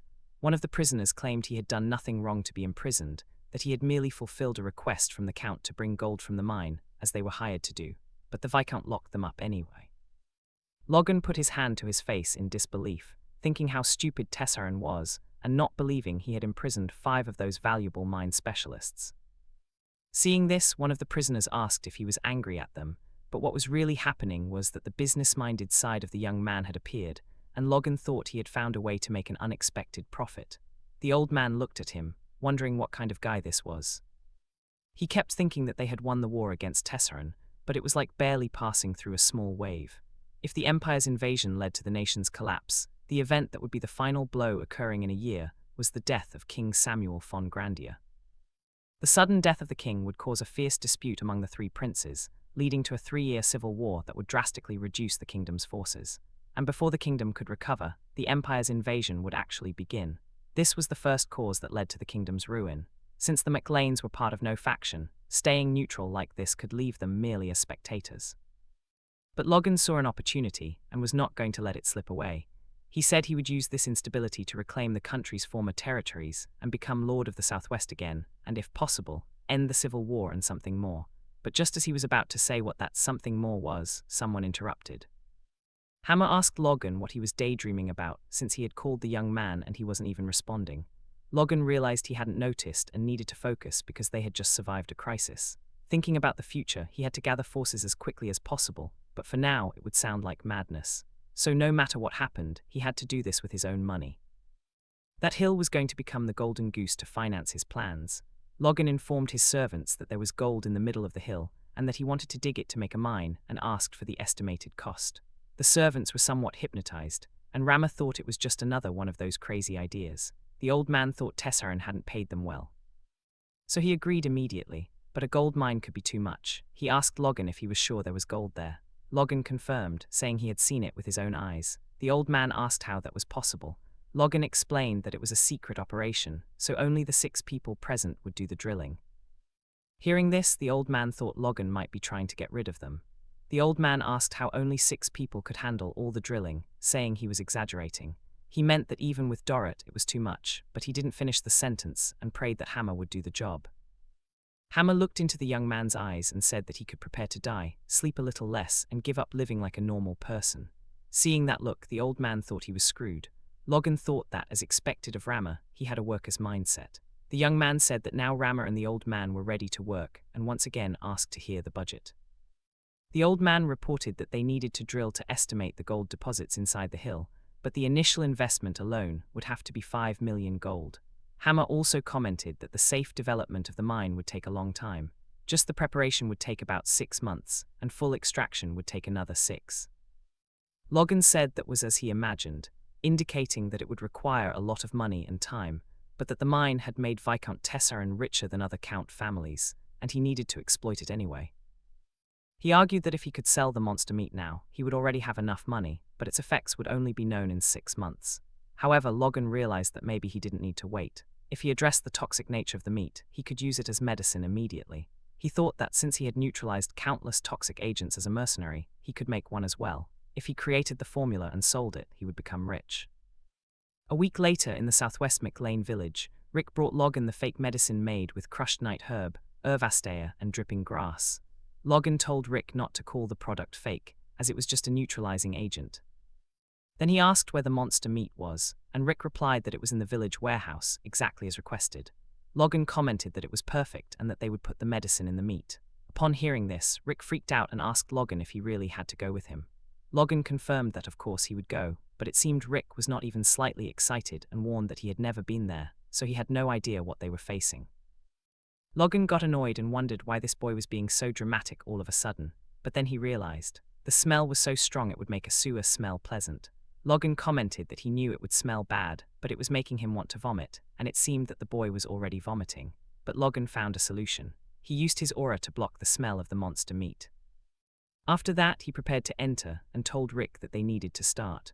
Rick, however, was shocked to see Logan fine while he himself was still about to vomit. When he asked how he managed it, Logan replied that he had paralyzed his sense of smell using the Force. Rick called him selfish, and Logan retorted that if it bothered him so much, he should awaken the Force himself and do whatever he wanted. Logan handed Rick a white powder, the neutralizer, and instructed him to sprinkle it over the meat. He explained that he needed just enough so the outer layer turned white, while the remaining black part was the poison. Rick had to be careful. Then he needed to chop everything finely and roll it into small balls. Once he had prepared a sample, Logan asked Rick if it looked like medicine. Rick confirmed it did.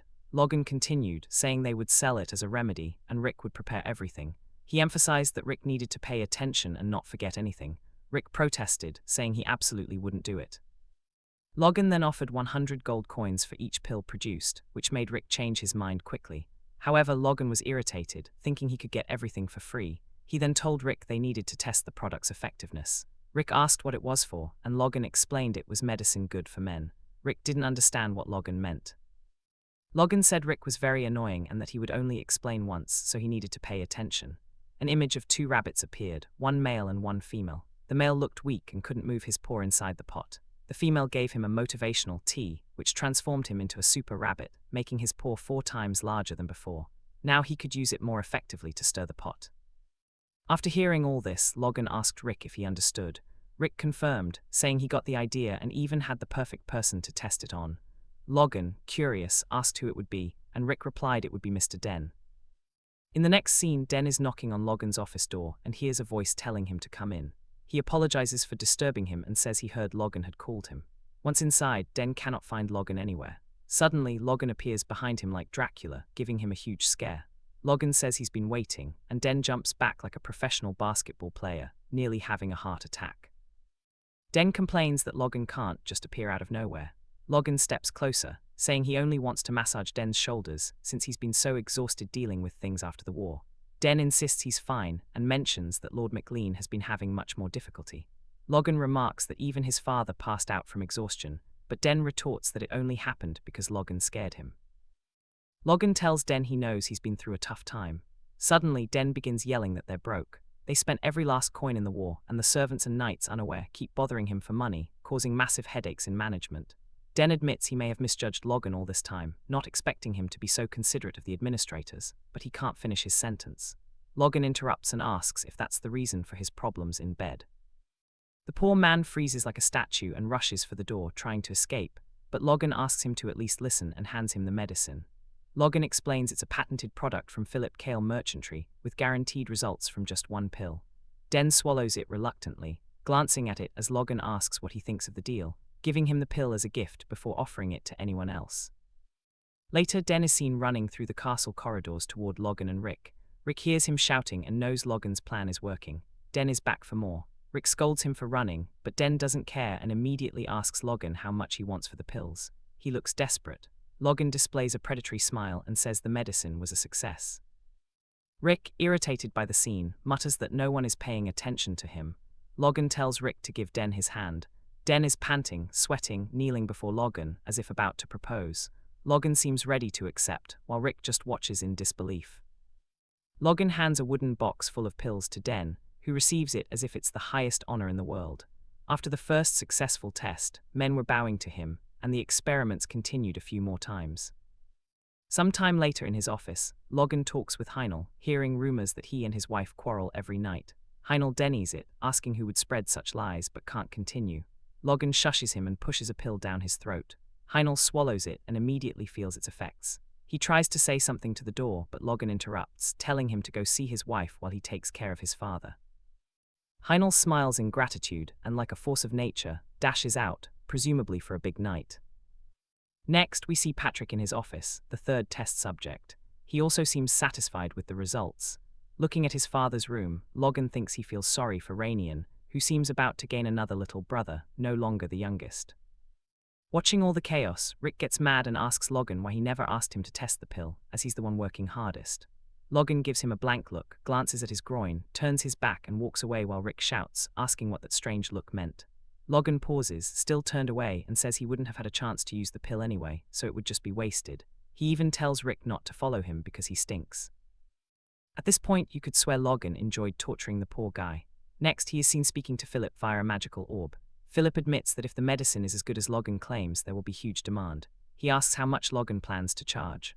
Logan replies 100 gold per pill, 10,000 for a set of 10. Philip hesitates, worried about the price, saying the nobles of the capital aren't fools and warning that Logan could get into trouble. Logan confidently replies they're not. He explains that in his past life, the medicine was so successful its price skyrocketed.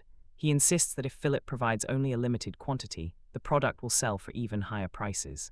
Philip listens carefully, agrees it makes sense, and pays for another 10 minutes of communication.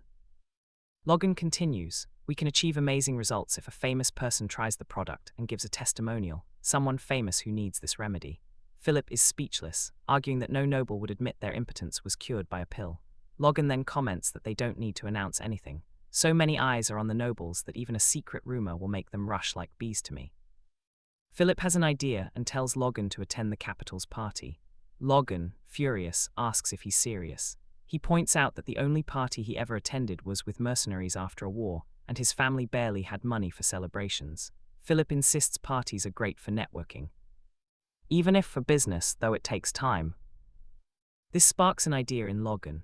Philip asks if he's really thinking about doing something like that, warning that his family would be rejected by high society. Logan replies that nothing will be sold, so it won't happen. He then tells Philip about an excellent informant in the capital and asks him to find the man and gather all necessary information.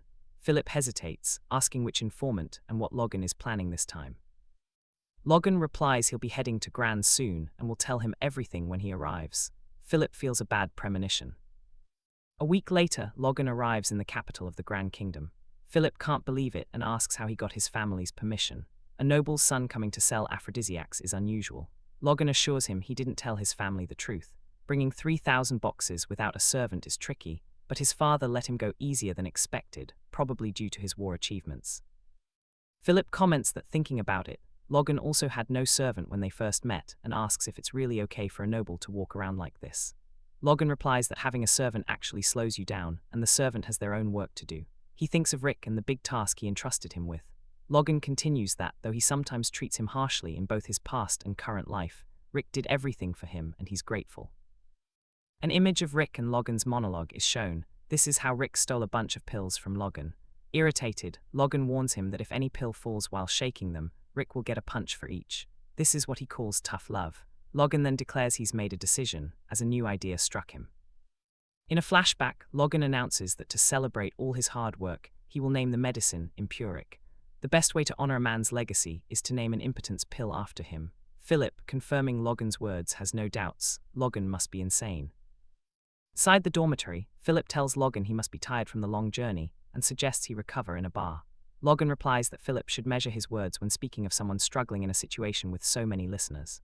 Philip agrees, saying the environment is more suitable for such discussions. He then reports that he has met with the informant and asks if he's sure about paying 900 gold coins for a document. Logan admits the man is expensive but very skilled. He explains that as long as the request is correct, they'll get perfect information. Philip assures he followed instructions exactly. A document with names of nobles married in the past 10 years with no children, names of nobles without lovers besides their wives, and names of nobles frequently seeking energy food. Logan agrees everything Philip said is correct and they'll be fine. He praises Philip for excellent work, not just in this task but in all tasks in the capital. Philip replies it wasn't so hard, though the real crisis was the day he heard the war news. He says Logan can't imagine how worried he was. Upon hearing the war had ended that night, Logan, looking at a piece of paper, feels glad Philip cares about his clients. The joy is short-lived, as Philip soon complains that thinking about the mountain of monster meat he must deliver makes him lose his appetite.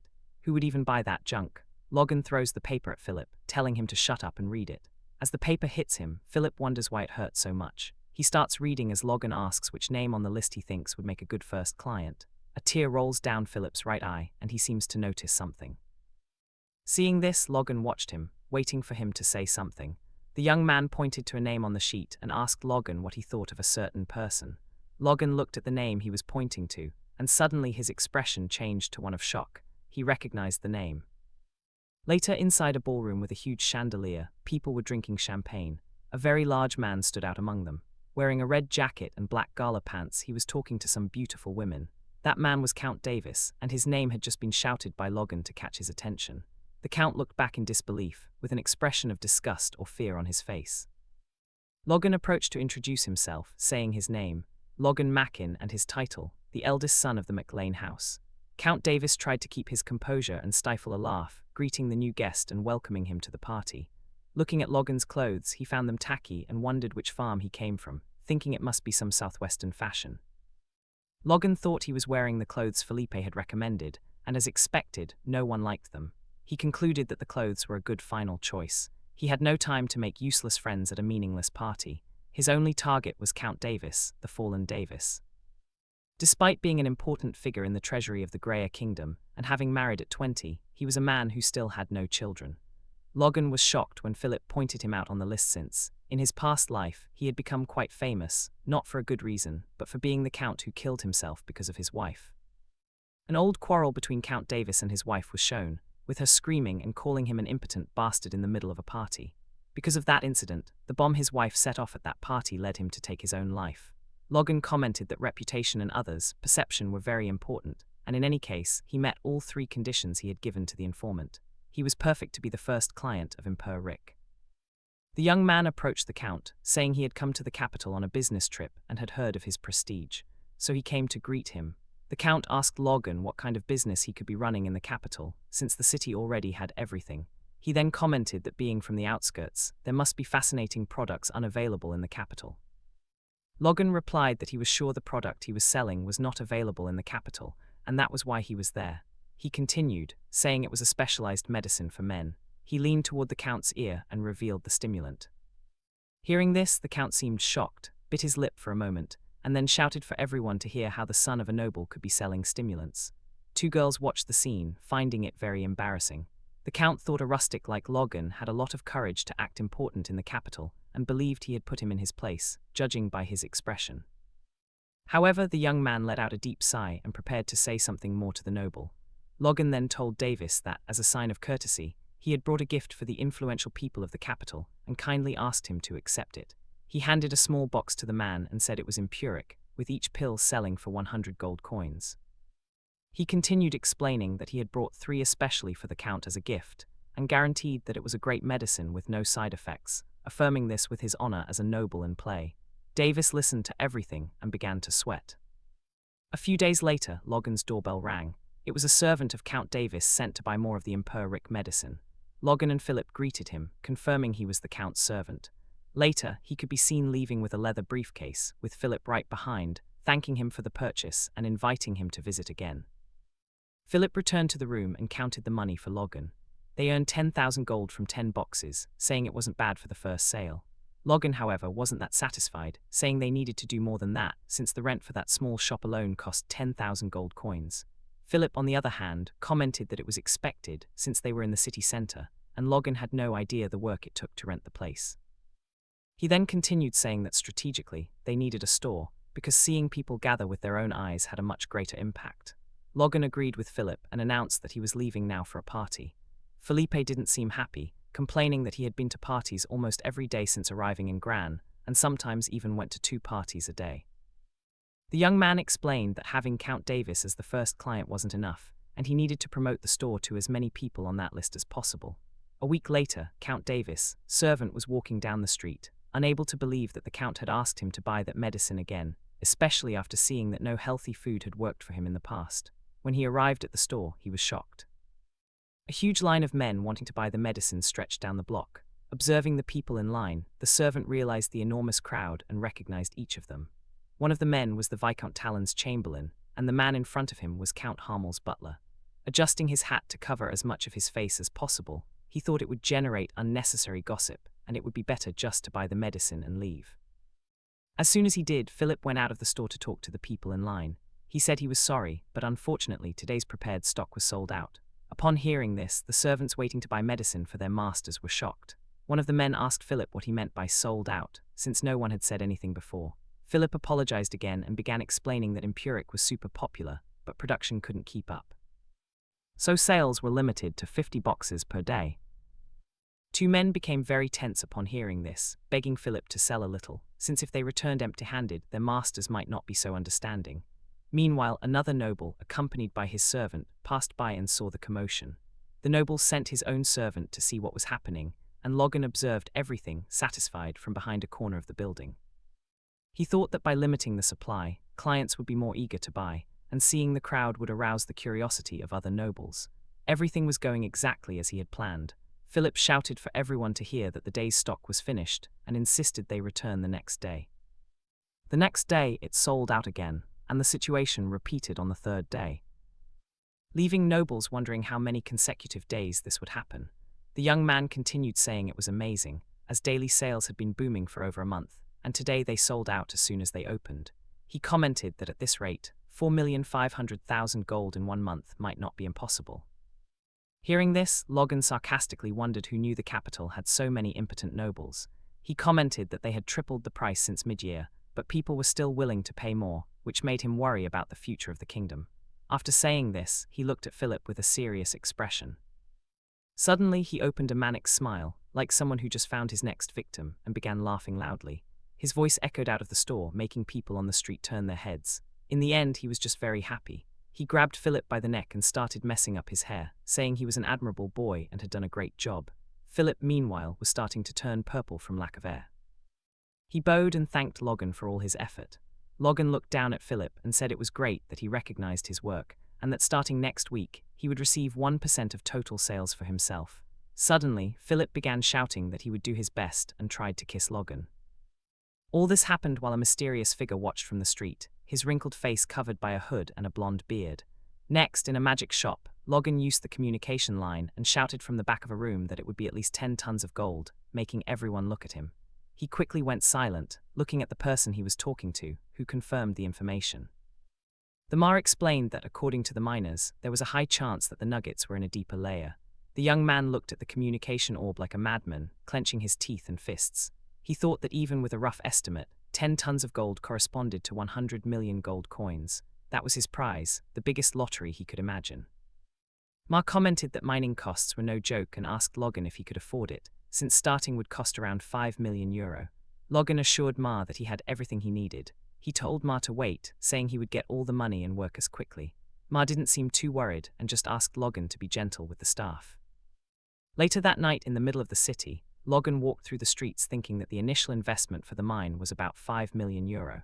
That is, if he continued selling as he was, it would yield about 4.5 million euro per month. Thinking further, even if he sold for only 2 months, he would still have money left, as he had about 700 boxes of medicine remaining. He wanted to continue thinking about going home to fetch more merchandise and start mental development, but something caught his attention and snapped him out of it. The young man looked at the store and felt that someone was inside. In an instant, he ran to the place thinking it could be thieves. The warrior kicked the door violently, making it fly against the wall, and began searching everywhere. But apparently the room was empty. Logan drew his sword, wondering if the culprits could have disappeared, but reminded himself there was only one door. They still had to be inside. As soon as he thought this, a shadow passed by him.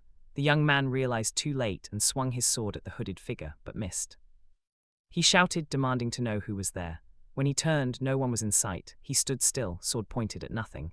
Impossible, he thought. He was sure he had felt someone there. And there it was again, that sensation. He looked up, thinking the thief might be on the roof. Without hesitation, he jumped up. Pointing at the hooded figure, he brandished his sword, ready to pierce the culprit who moved at the last second.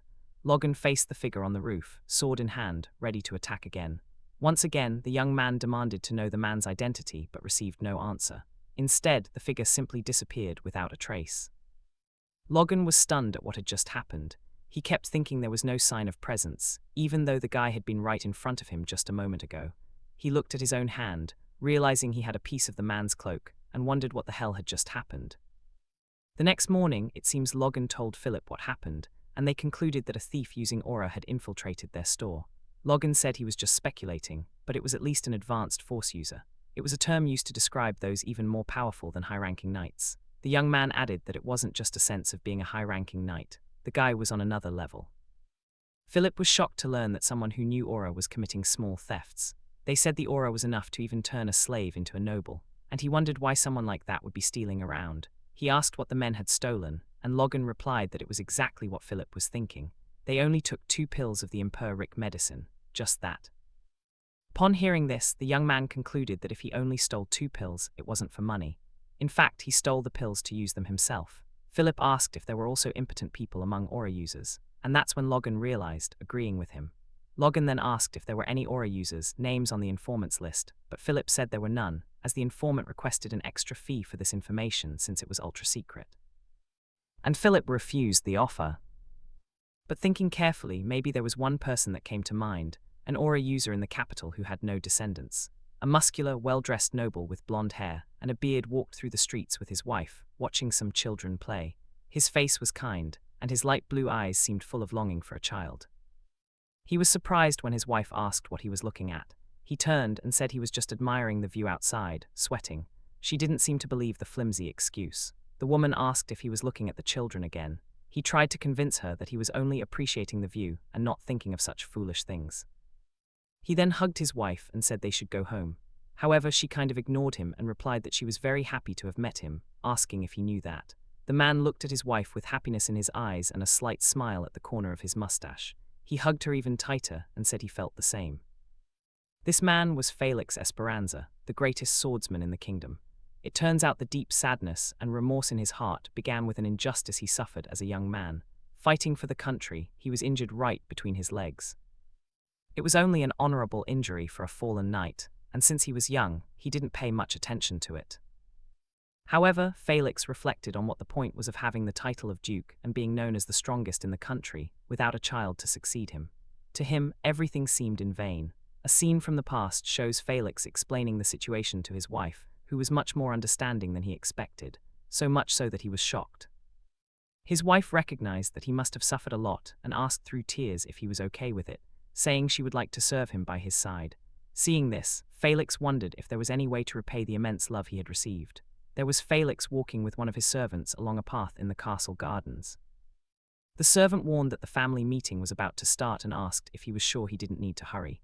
Felix replied there was no reason to arrive early, because the only thing that would happen was being pressured to have an heir. The servant, somewhat excited, looked carefully at the young man and commented that a very effective medicine had recently started circulating in the capital. Hearing this, Felix asked sarcastically if that was really true. The servant continued saying that apparently it even healed physical injuries, but again, he didn't pay much attention. The servant insisted, saying he knew Felix didn't believe in these things, but there were many reports of people who had great results. Hearing this, the young man lowered his head, embarrassed to admit to himself that he had already tried the medicine and moreover had stolen it. Even though his wife's tears bothered him, he couldn't believe he had sunk to the level of theft, a shame for the discipline he had always maintained, not to mention that after taking the medicine, absolutely nothing had happened. So he told Louis, his servant, not to believe everything he heard. He began thinking that what he said was completely right, that the story of the medicine working was a false rumor, and that there was no way it could fix something that even aura itself couldn't. And he thought he should have given up. At the gates of the estate, Logan was talking to a guard who told him he couldn't meet Felix without an appointment. The young man just asked the guard to tell Felix his name, as he was sure he would want to meet him as soon as he knew who was looking for him. Before that, it seems Logan and Felipe talked, and Felipe was impressed, asking if he was really going to visit the Duke personally.